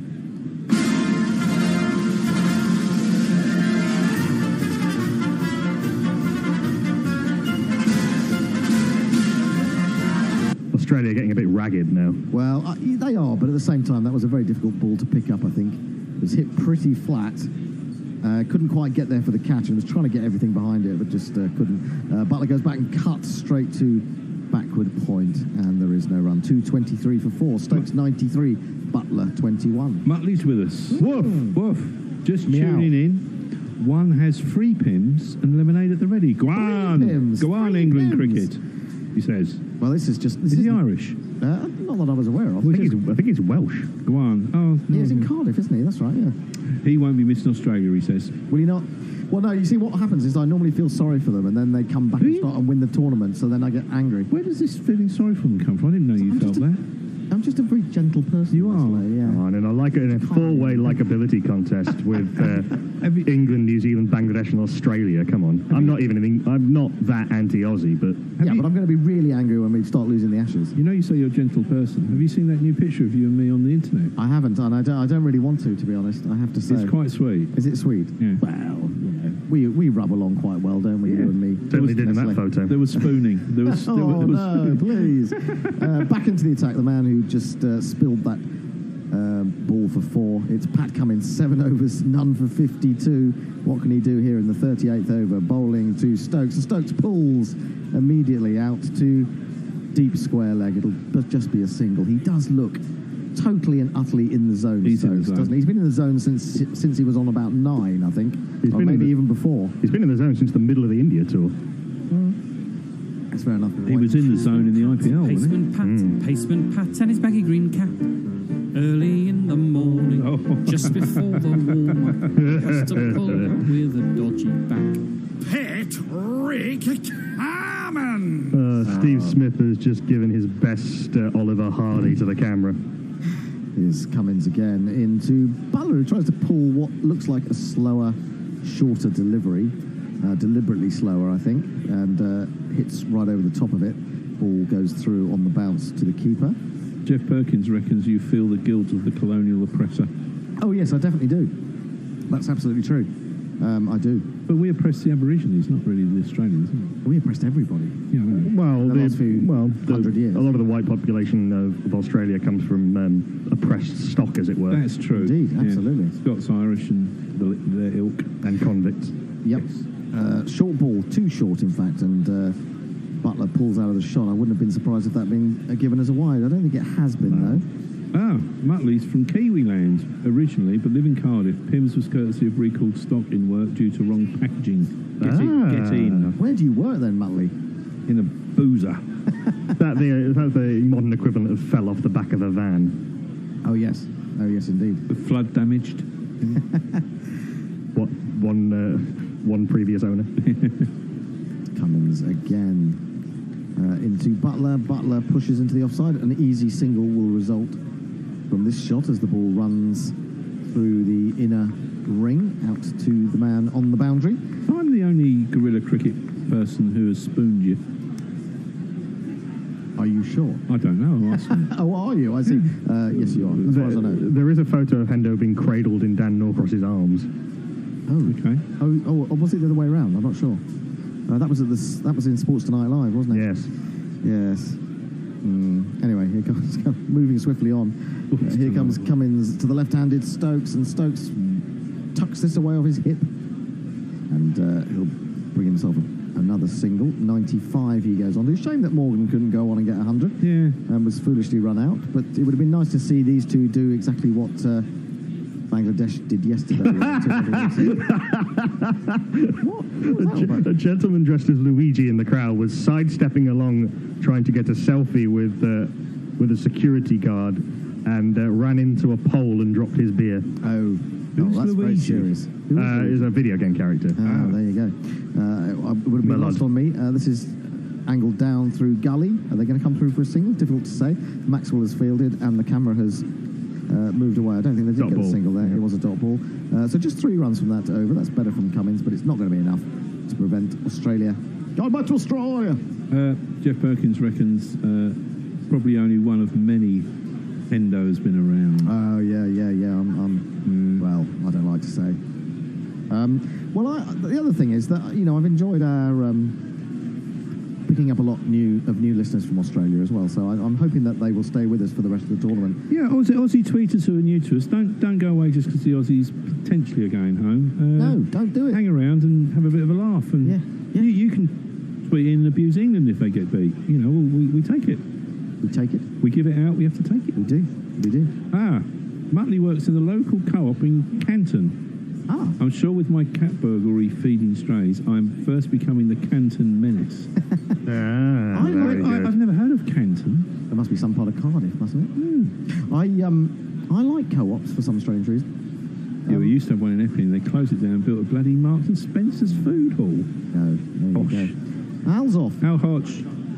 He's back to the north, to Cheshire. Give our love to Cheshire. Absolutely, definitely. Yep. Nice to meet you. We shall be in touch.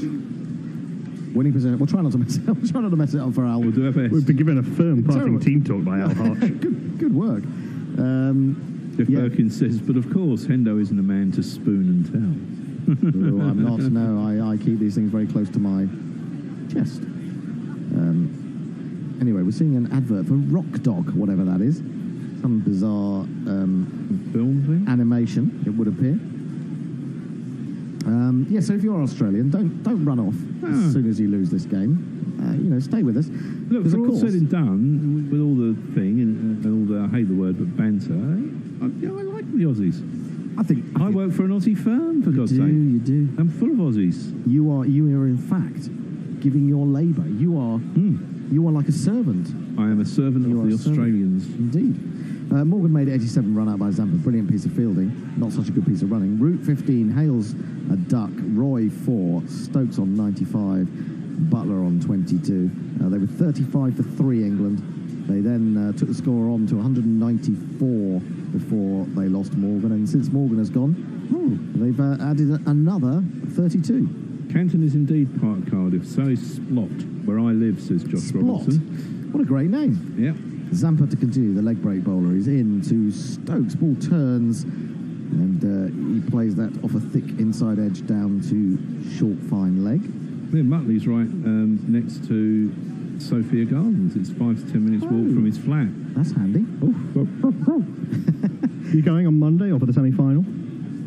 Is it Monday? Is the Sri Lanka-Pakistan game? He's working in the car. Comes down the wicket, and I think just about gets it on the full toss, but doesn't really hit fully through it. It somehow gets it out to deep mid-wicket for a single. He got a bit too close to that, didn't he? Yeah, I think he did. Ravi Nair says, in fact, we fans abuse England more than anyone else. Come on, Aussie fans, see if you can match us. And Save the Newt says their fans have to because their team can't.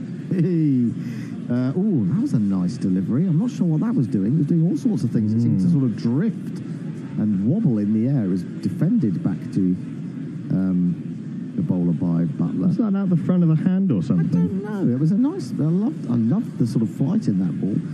He's in again, bowls. Butler goes back to a turning delivery, cuts to backward point. There's no run. Yeah. 227 for 4 is the score. I've been very impressed with Adam Zampa whenever I've seen him bowl. He's got good heart. Me too. Is that hairstyle out now, though? Out as in seen better not days? de rigueur. Possibly. Yeah, wider on the crease, and that really is not the place to bowl to Joss Butler. It allows him to get the hands right through it, and he deposits that into the where the cameras are for the TV, right up in the high up in the stand. Joss Butler, nemesis of camera people everywhere.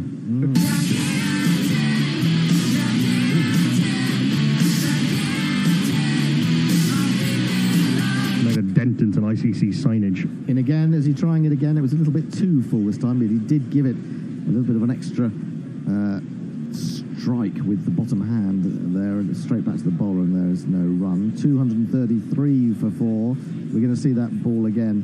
It's outside off stump, and that's when he can bring the bottom hand into his shot, and he drags it slightly from outside off stump to leg, but keeping it fairly straight. It went into the second tier, third tier? Yeah, there's a gantry above the second tier, and it's clanged off that and landed, got nestled in the sight screen. Ridiculously easy.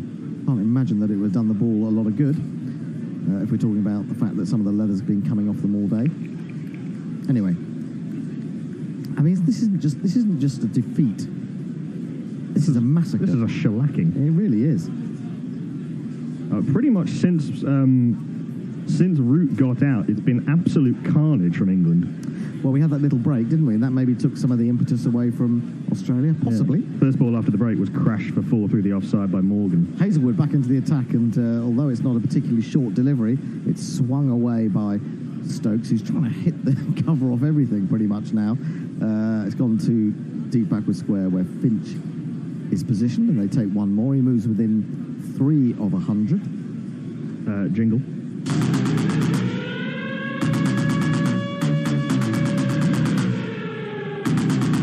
This is a jingle for Josh Hazelwood. This is a jingle for Josh Hazelwood.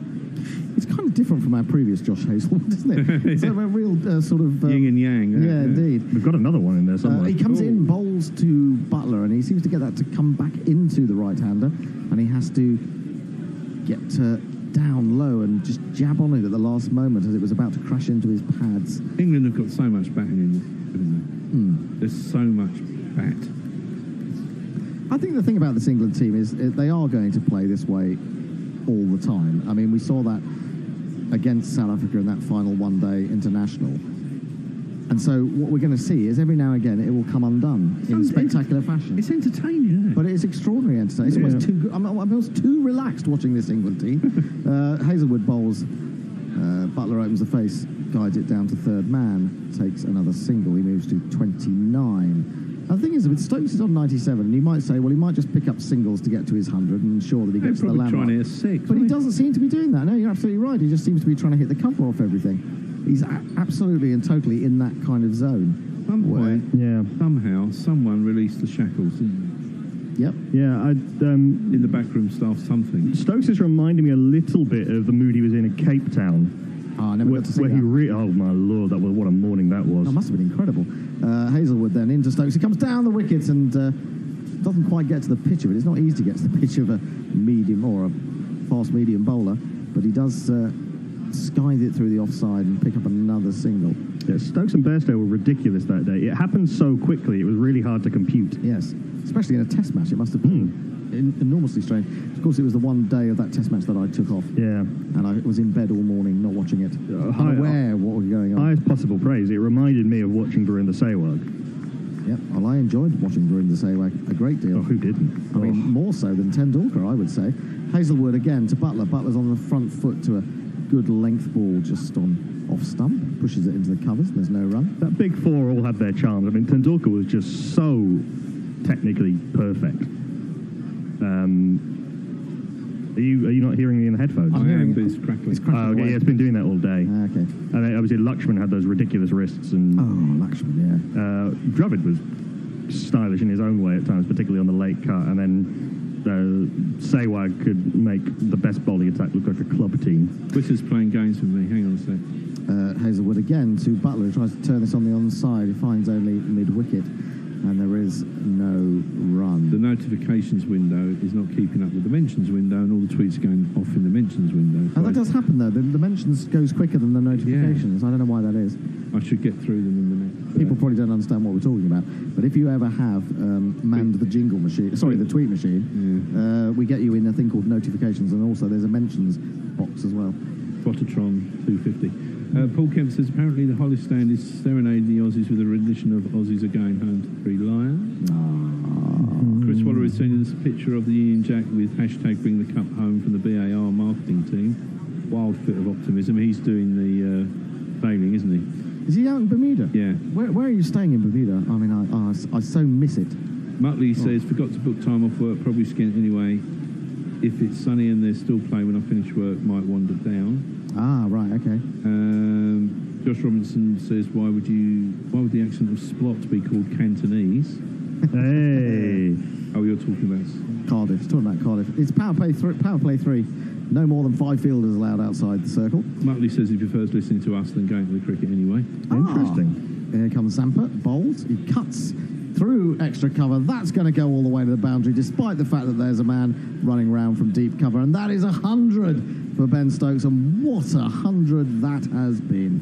Well done, Ben. 35 for 3 when he came in. Then there was a rain break.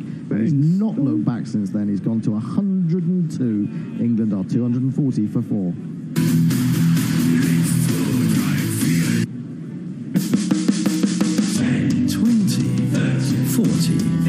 60, 70, 80, 90, 100. Congratulations, sir. You are a centurion.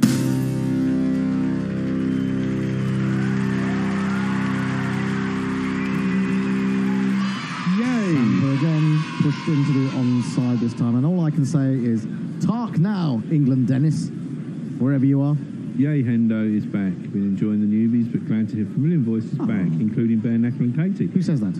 Juliet Clancy, but there's been no newbies on stage. Yeah, even Al Hodge has been in quite a few times. He's an oldie. Yeah, but he's only been in once this year. I'm an oldie. You're an oldie. Well, they're going to go off for rain, and that'll probably be it. And England will have won, and Australia will be going home. But they've had without having completed the game. Without having completed the game. However, this game will bring points to the England table because they've gone past 20 overs. Casey says, talk over this. Shame we're not still at the jet lag.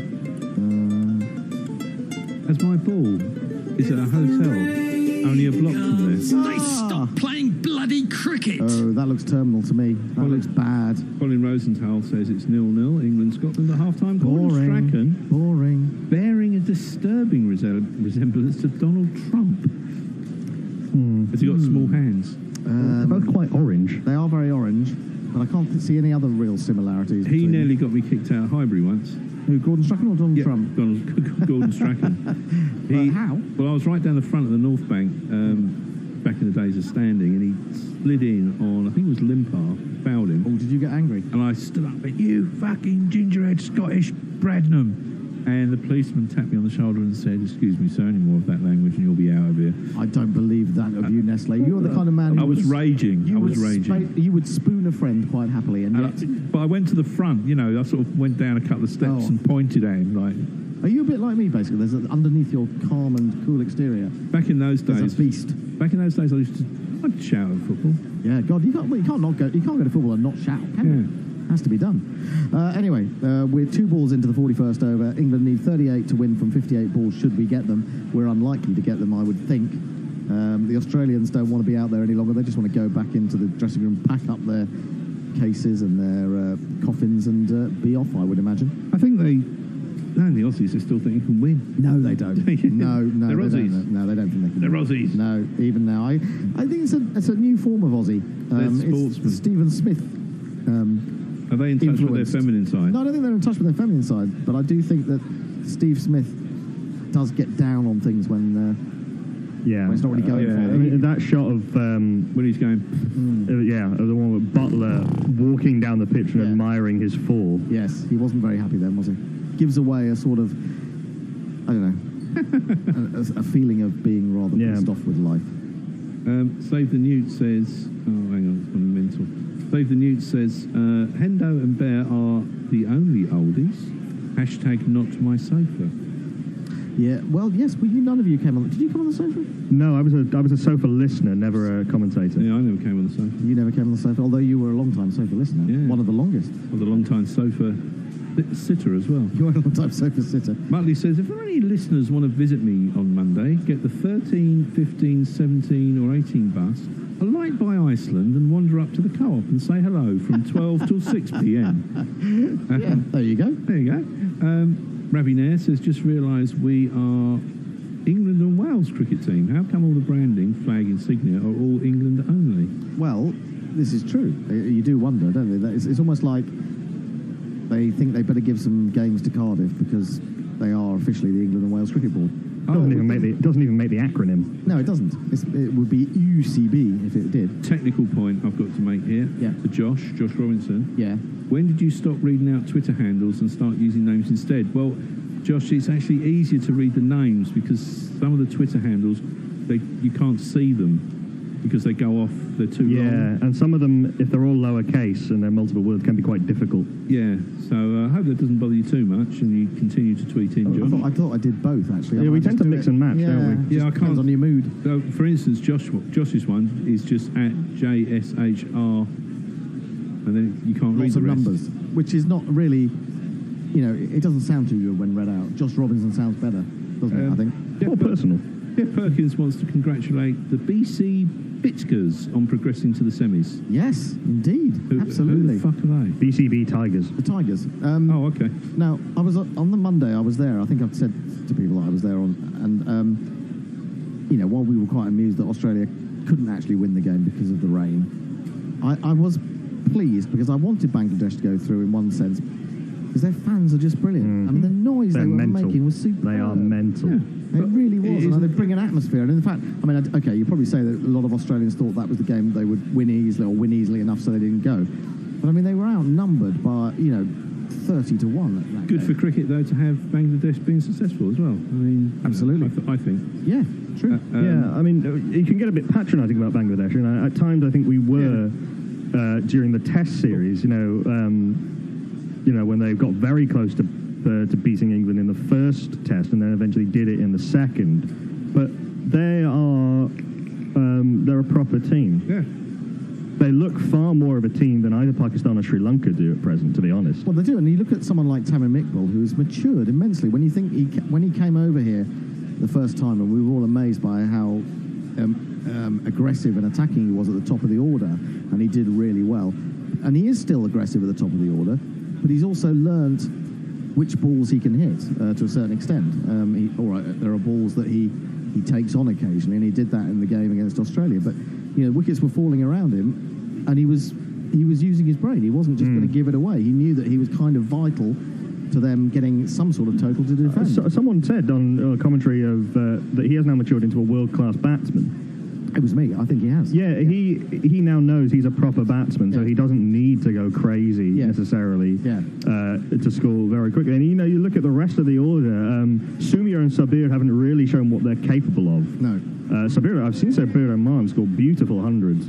Sumia Sarko is still a little bit of the classy 30, but then you go down the rest of Imrul Qais is a very decent Test match opener. I'm not sure he's that suited to the one-day game necessarily, but you look at the rest of the order. Shakib, one of the best cricketers in the world. Mohammedullah, Mushfiqur, I think is still the best keeper in the world and a pretty handy batsman. Oh, I think he's a lovely batsman, yeah. Few tweets flying in about Twitter names. Gareth D. Morwood says, good thing about having my game roamed off today, I've watched the England game. Fantastic performance. I presume you're talking cricket and not football? Yeah. First we take Manhattan. See, there's a good example of what I'm talking about, Twitter handles and names. First we take Manhattan takes up the whole of the top line, and all I see that after that is at and then E. So I have to read out first we take Manhattan. That is the Twitter handle, is it not? No, that's the name. That's not a real name, There's the screen name. No, the screen name. So the screen name is the bit you can change. There's if you look there. So he used to be Evil Scooters. Yeah, first we take Manhattan, and the Twitter handle's Evil that. Scooters, yeah. Yeah. So you can't change the handle, but you can change the screen name. So my screen name used to be Dial M for Mizbar. Now I've changed it back to my actual name. See, Jeff Perkins, I can read both, Jeff Perkins and Jeff Perkins 12. Well, there's no point in saying Jeff Perkins 12, because we all know him as Perko. Or Although we should try and find out who the other 11 Jeff Perkos are. Yeah. Save the News, who is Cerebes. Oh, that's Cerebes, of course. And this is pertinent for what you've just done. Reading my name and Twitter handle give different reactions from Hendo. Yes, one Cerebes. he recognises, the other he doesn't. The last time I saw Cerebes was in a bar, I think, in Clapham, and Atif Nawaz was hosting an open mic session. Okay. I think that's the last time I would have seen you. I'm not sure. Dave Wood, or Dave Emrys, says, I get both my handle and name read out, depends on whose tweets, because I can see both. Yes, because it's short enough. It's short enough. Yeah. And May Yank, who's Mango6, I'd rather you read our names and not handle. It sounds more personal, like we're there on the couch watching. Yeah, but then on the couch here, we tend to refer to people by their Twitter handles anyway. I mean, we refer to Paul as Grubby. Chris 1209. Chris 1209. You call me Nestle. Call you Nestle Boy. Call you Knuckle M Pandy, or sometimes Dial M for Misbah, but now you're no longer Dial M for Misbah. We have to call you Knuckle Pandy again. The Bear is the Bear, the Hot Bear. To give him his full name. The first we take Manhattan. Tilly North End, Katie Scott. Gary Naylor 999. Happens to be Gary Naylor. First we take Manhattan says it's better for cricket that Bangladesh are doing well, especially given how awful the Windies are at the moment. I know. But anyway, I shall alight. Thanks to all who have contributed today for a thoroughly enjoyable day of coverage. Thank you. Yeah, it's been good, hasn't it? Jeff Perkins says, I think the Jeff Perkins on Twitter have been numbered in order of jingle talent. You should reach out to the others. What, you mean they're... Oh my goodness, they must be brilliant. Zarif says that was either the last time or one of the many Oval games we went to about 6 years ago. Yeah, I know, and time has moved on. I mean, I've been involved with this sofa and the Gorilla now for 7 whole years. Juliet Clancy, years. Lost and Lonesome. There's tar for lovely comms, whoever is tweeting or being tweeted to, and she put a heart. Who was, did Juliet, did you have another handle before you were Lost and Lonesome? She was just Juliet Clancy, I think. Some people changed it after Trump got in. Yeah, she did. Oh, well, First We Take Manhattan has changed it a lot, hasn't he? Yeah, We're All Doomed or something was one of them, or something. And so has Bilious Orange Satsuma, or whatever. Bilious Twatsuma was previously the Orange Fuck Womble. And then we discovered that Smouty used to be Pyrogenius. See, it's not fair on us, is it? No, we don't know who we're talking to. Who are you people? You could be anybody. Yeah. They could be grooming us. I think... Bloody hell. Especially after seeing that picture of you spooning me, I imagine. Christ the Choir, who's C-bar 2323. She don't want to read that out. Yeah, no, you don't want to read that out. No, Christ the Choir or Christ He Choir. Or wait, he says, I get called Christ the Choir, even Christ E, Grubby, you know you do, sometimes Chris, but rarely C-bar 2323. Yeah. Ravi says, I don't care what you read out, name or handle for me. Just acknowledge I was reading tweets for the sofa 5 years ago. Oh, yes. Yeah, no one refers to Ravi by Poultry Man. Well, some people Poultry do. Man 1414. Has been known. Yeah, but I mean, some people, okay. The thing is, I sometimes use either because I think sometimes it's quite nice to read out the real name. But with the handle and the way it goes, and you're saying the name, sometimes there isn't actually anyone's real name. Like if you take someone like First We Take Manhattan, he's got First We Take Manhattan at Evil Scooters. He's not called Mr. Evil Scooters. No, I don't even know what his real name is, do I? But I do because I'm friend with him on Facebook. Yes, what is his name? I do know his real name, but I can't remember what it is. John Smith. No, his name's Scott, I think. Scott Natto 1, are you sure? No, different guy. That's you and Innes. I find it a bit disturbing sometimes when you meet a listener and you only know them by their Twitter name. They say, oh, hello, I'm Michael. And you go, oh, hello. And then they go, no, I'm Dustbin Lid at 141. Oh, hello, Dustbin Lid. Dustbin Lid 141. Yeah, I had that with the first time I met Subtle Knife. Which is actually that was the first time I ever met any of the Guerrilla Cricket crew. Well, to be honest, you can't actually imagine if we were in Australia that we would meet Mog and not call him Mog. No. Josh Robinson. Yes. This is good news. Yes. I've returned years after I last listened to the sofa. And only just worked out, e.g., that Jane with a Y is Jane Francis 63. Yes, indeed. Since Brexit lost. Ah. Yeah. Now, why were you away for so long? Was it because you didn't know about guerrilla cricket, or because you just had other things to do and so you weren't listening to cricket? I'm Did you curious fall out of love with the game? Did you fall out of love with us? Mayank says, is there any OG people still here since 2009? Original gangsters. Oh, right. Well, I'm just wondering about... or did you... I mean, we were told that we would lose you all when Norcroft went. And would you say that was a strong... well, it's no good asking them because they're all still here. No, like someone like Josh who's come back now. He's come back, yeah. Was it because of the lack of Norcroft? I wonder. I don't know. Was it just that you didn't know we were here? Well, that's what I was saying. I think it could some be any people, of those I think there was some of that. People so a lot didn't of know. people didn't know. I mean, Grubby didn't know until about a year ago, and now he's full-time on the sofa. Can't keep him away. Yeah, can't keep him away. Paul Kemp says, I get both read out. Paul Kemp, a blade picker. One is my name. The other is an internet name I've used as I'm a Blade, Sheffield United, and used to work and he used to work as a picker. A picker of what, Paul? Picker of blades? From Darkest Pockets or two? Says, when I first started following the sofa, Norcross insisted on reading out my account name as an attendant landlord. Yeah. Muttley says, the vast majority of people I play cricket with in New Zealand only know me as Muttley. Right. That's made for some confusing phone calls. Yeah, it does. I mean, And Grubby says they're a good thing. If you don't want to be referred to as your screen name, simply change it to your real name. No? Yeah, I suppose so. Or you can make it match your handle. Make it match your handle. And some people do. I mean, some people do. There are people... I mean, take someone like Not Fred. None of us ever call him Alan, do we? I don't think that many people knew he was called. Well, no. And I think you may have... Jeff says, I think if you were in Australia, you would have to call Mog Lord and Master of Everything or face his wrath. Oh, yeah, I am worried about his swords. You're worried about his wrath? I'm worried about his wrath and his swords and his axes. So Reeves says, I was an original listener. Didn't realise Norcross had gone until I came back. Yeah, Norcross is gone. Someone tweeted in the other day saying that Norcross's departure to TMS had improved both. That was quite funny. Yeah, that's quite good. Yeah. Juliet Clancy says, when I first met Gorillas at Jetlag, it was very odd meeting you all. Was it really? Odd to match faces to names. Fun, though. Yeah, but you see, I mean, once we'd been on Sports Tonight Live, a lot of people had actually seen us by then. I think that was probably the big revelation was the time when we first got pictured on screen. That's what they look like. Yeah, It is interesting, isn't it? Like, people's voices don't match their faces. Yeah, probably thought. I'm sure people thought we were probably all a lot younger than we actually are. Maybe. I think. I remember your face when you didn't know who I was when I worked into the TV studio, and I'd been Bear met me at the door, and there was a couple of others there, and I walked in. You were sort of sitting on a chair, and I went up to you and went, "Oh, hello, Hendo," and you gave me this like look of total confusion, and I just went, and hatred, hopefully. And I went, "I'm Nestle boy," and you went, and your face just changed completely. Well, you see, I had this vision of I don't know why I had this vision of you, one being a lot younger, two having dark hair. Oh, really? Yeah. I have got dark hair. But not a lot of it. Well, no. Well, only... Not anymore. It's grey now. Have you seen what they're doing to bald men in Mozambique? Oh, fuck, what? They think there's gold in their heads. So they're killing them for their heads. I'm not fucking going there. They're exploratory drilling bald men. Yeah, they are exploratory drilling bald men. Have I got gold in my head? You might have gold in your head. Have I? Yeah. There's gold in it. Was great. It was on the BBC the other day. The Bear's got a corkscrew in the green room. We could have a go. Can we have a look later? Yeah. See, that might solve our funding problems. If we can find gold in the head of Nestle Boy. Trepanning for gold.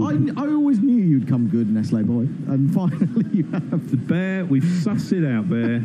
Scrap Hold him down. Hold him down. Get the drill out. Dear, oh dear. What do they call that when they do that into your head? Trepanning. Trepanning, yeah, that's right. Trepanning? Yeah. Do they still do it? Yeah, well, I don't know. I don't think this was trepanning that they're doing in Mozambique, but they're apparently kidnapping bald men. Trepanning was supposed to relieve pressure on the brain, which it did, but fatally. And I think they use it in mental illness quite a bit, I think. A bit like electroconvulsive therapy. My mum had that. To Reeves said, I was just too busy getting a good job. Now that I have one, I don't have that much time to listen, but I do when I can. Now, Josh says, you'll like this. Yeah. I left because I found Norcross unbearable. Really? I came back seeking refuge when I heard him on the other TMS. Josh, welcome You back, are a Josh. sort of man. Come to my arms, oh beamish boy. Josh is listener of the day. I think so. That is tweet of the day. Retweet. Send it to Norcross. Quote that at Norcross. Immediately. Oh, wonderful, wonderful stuff. Oh, love it. That is quite Love good. it. Quite good to know. We're wibbling boys, people, because it's raining at the moment in Birmingham. Yeah. Well, the official cut-off time to start and get back on is 7:15, so that's about an hour. Oh, Lord. Well, it looks like it's absolutely bucketing it down. There's Rob Key and Ian Warder out there with enormous umbrellas. That are being rather molested by the wind. Oh, hello. Rob Key's umbrella's gone inside out and it's now got holes in it. I don't think we're going to get on here again Those tonight. Sky News umbrellas are obviously cheap crap, aren't they? It's horrific, yeah. He's throwing it away. I mean, is that a way to treat your employer? For goodness sake. Right. I've got quite a few tweets here now. This is quite good fun. So Ravi Nair says, Josh complained of the Sports Tonight live era for suppressing swearing, whereas I think hence his disappearance. Right. Muttley says, we all know now he's called Alan. Fred is called Alan. Oh, is he? Yeah. Fred's real name is Alan, yeah. He doesn't look like an Alan. Doesn't look a bit like an Alan. Have you not pieced that together from the email list yet? No, I thought Alan was Manny. What's Manny's real name? Manny. Oh. Funnily enough. Mayank says, didn't there used to be a test match over for football? Am I confusing you with another site? Definitely. You are confusing us, yes. Definitely. I've just realised I need to go to the office and pick things up. How much longer is this game going? We think it's done, but we don't know, Darkest Peru. Do you want a county roundup? Hang on, let me finish. Do that in a minute, Hang on, I've got a few. Go ahead. Go ahead. Andy and Broom. I've been on the sofa and in your random porn studio gambling shithole. Oh, yes. And you used to send us tea. What's happened to the tea, Andy? Tea. Yeah. Paul Kemp was a blade picker, was a picker of groceries. I was a Tesco home shopper while a student. This is why I never use online grocery shopping services. Oh. Of course, our very own Gary Naylor is now working at Waitrose. Yeah, but he hasn't been working there for a while. He's been at the Old Bailey, hasn't he? Why? Is he doing jury service? He's been doing jury service for about the last 6 weeks. God, imagine having Gary on your. Well, that's obviously why they haven't reached a decision. They've been. It's going to go on for months. They've been talking about. I think the trial lasted 2 days, and some bloke got caught nicking a Mars bar. You know.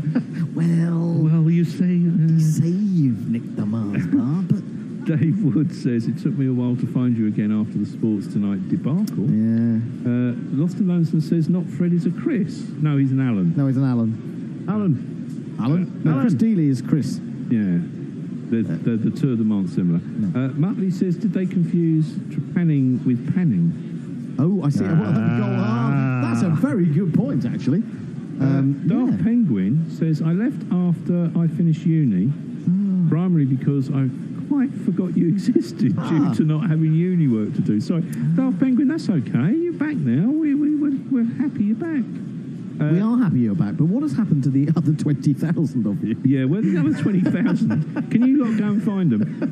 Jeff Perkins says cut-off time is supposedly 7:14. Yeah. 14? That's what I said. Right, County Roundup, Knuckle Pandy's County Roundup, etc.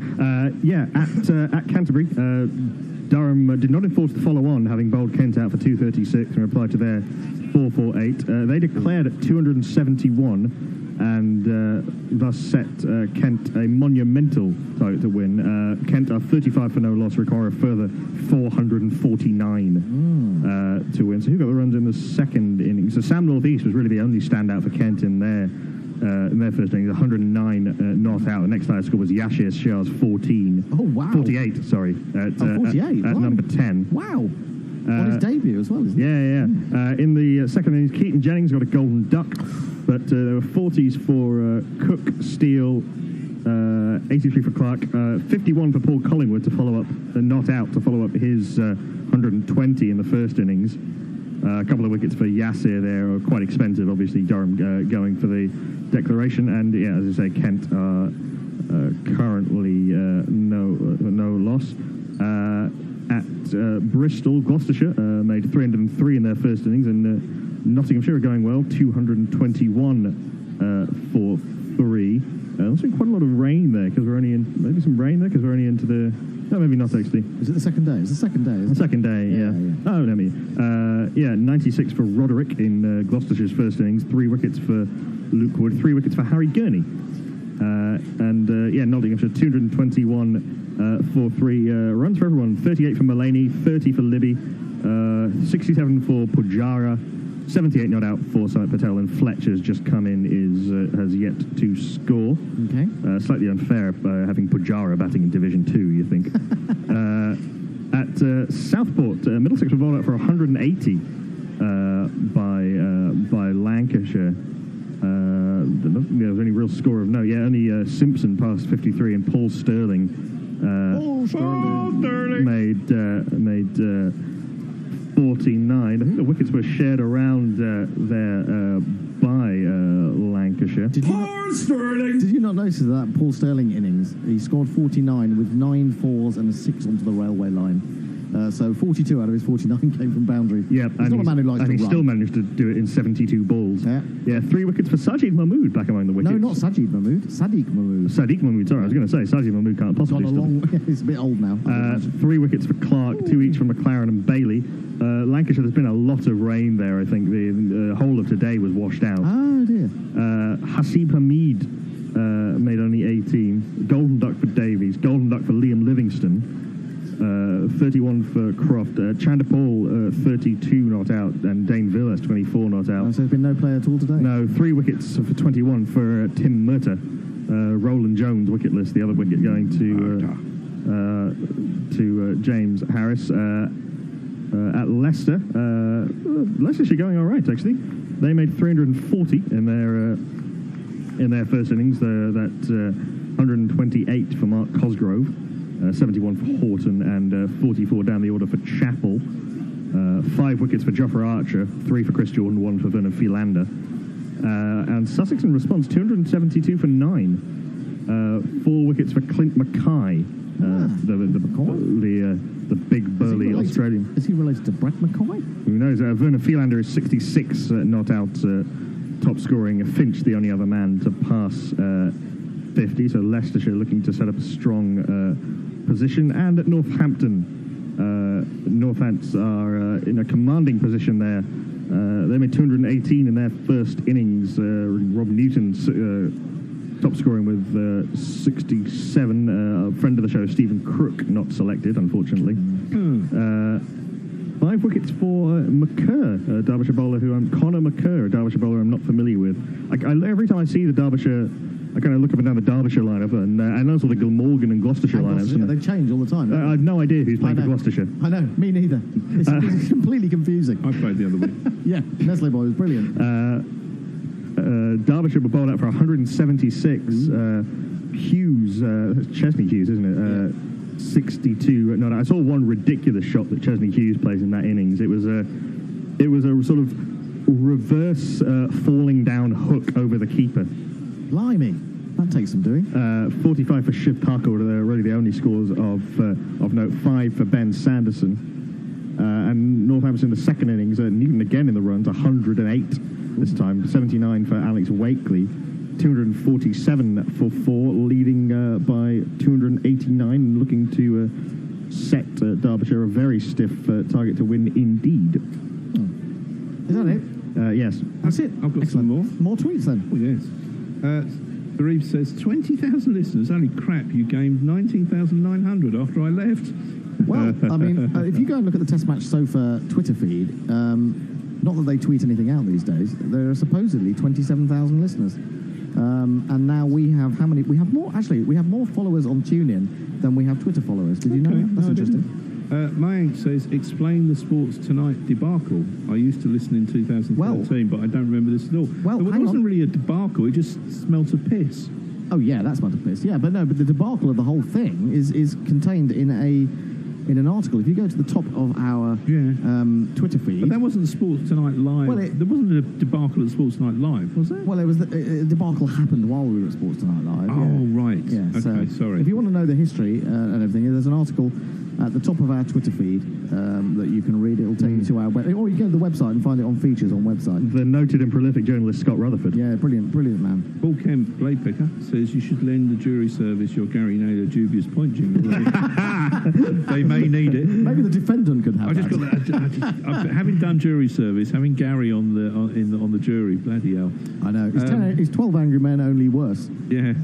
It's one angry man. It's one angry man and 11 people going... Yeah, let me out of here. Christ the Choir says, oh no, not that one. Johnny Walker says, Norcross's love of the sound of his own voice used to drive me up the wall.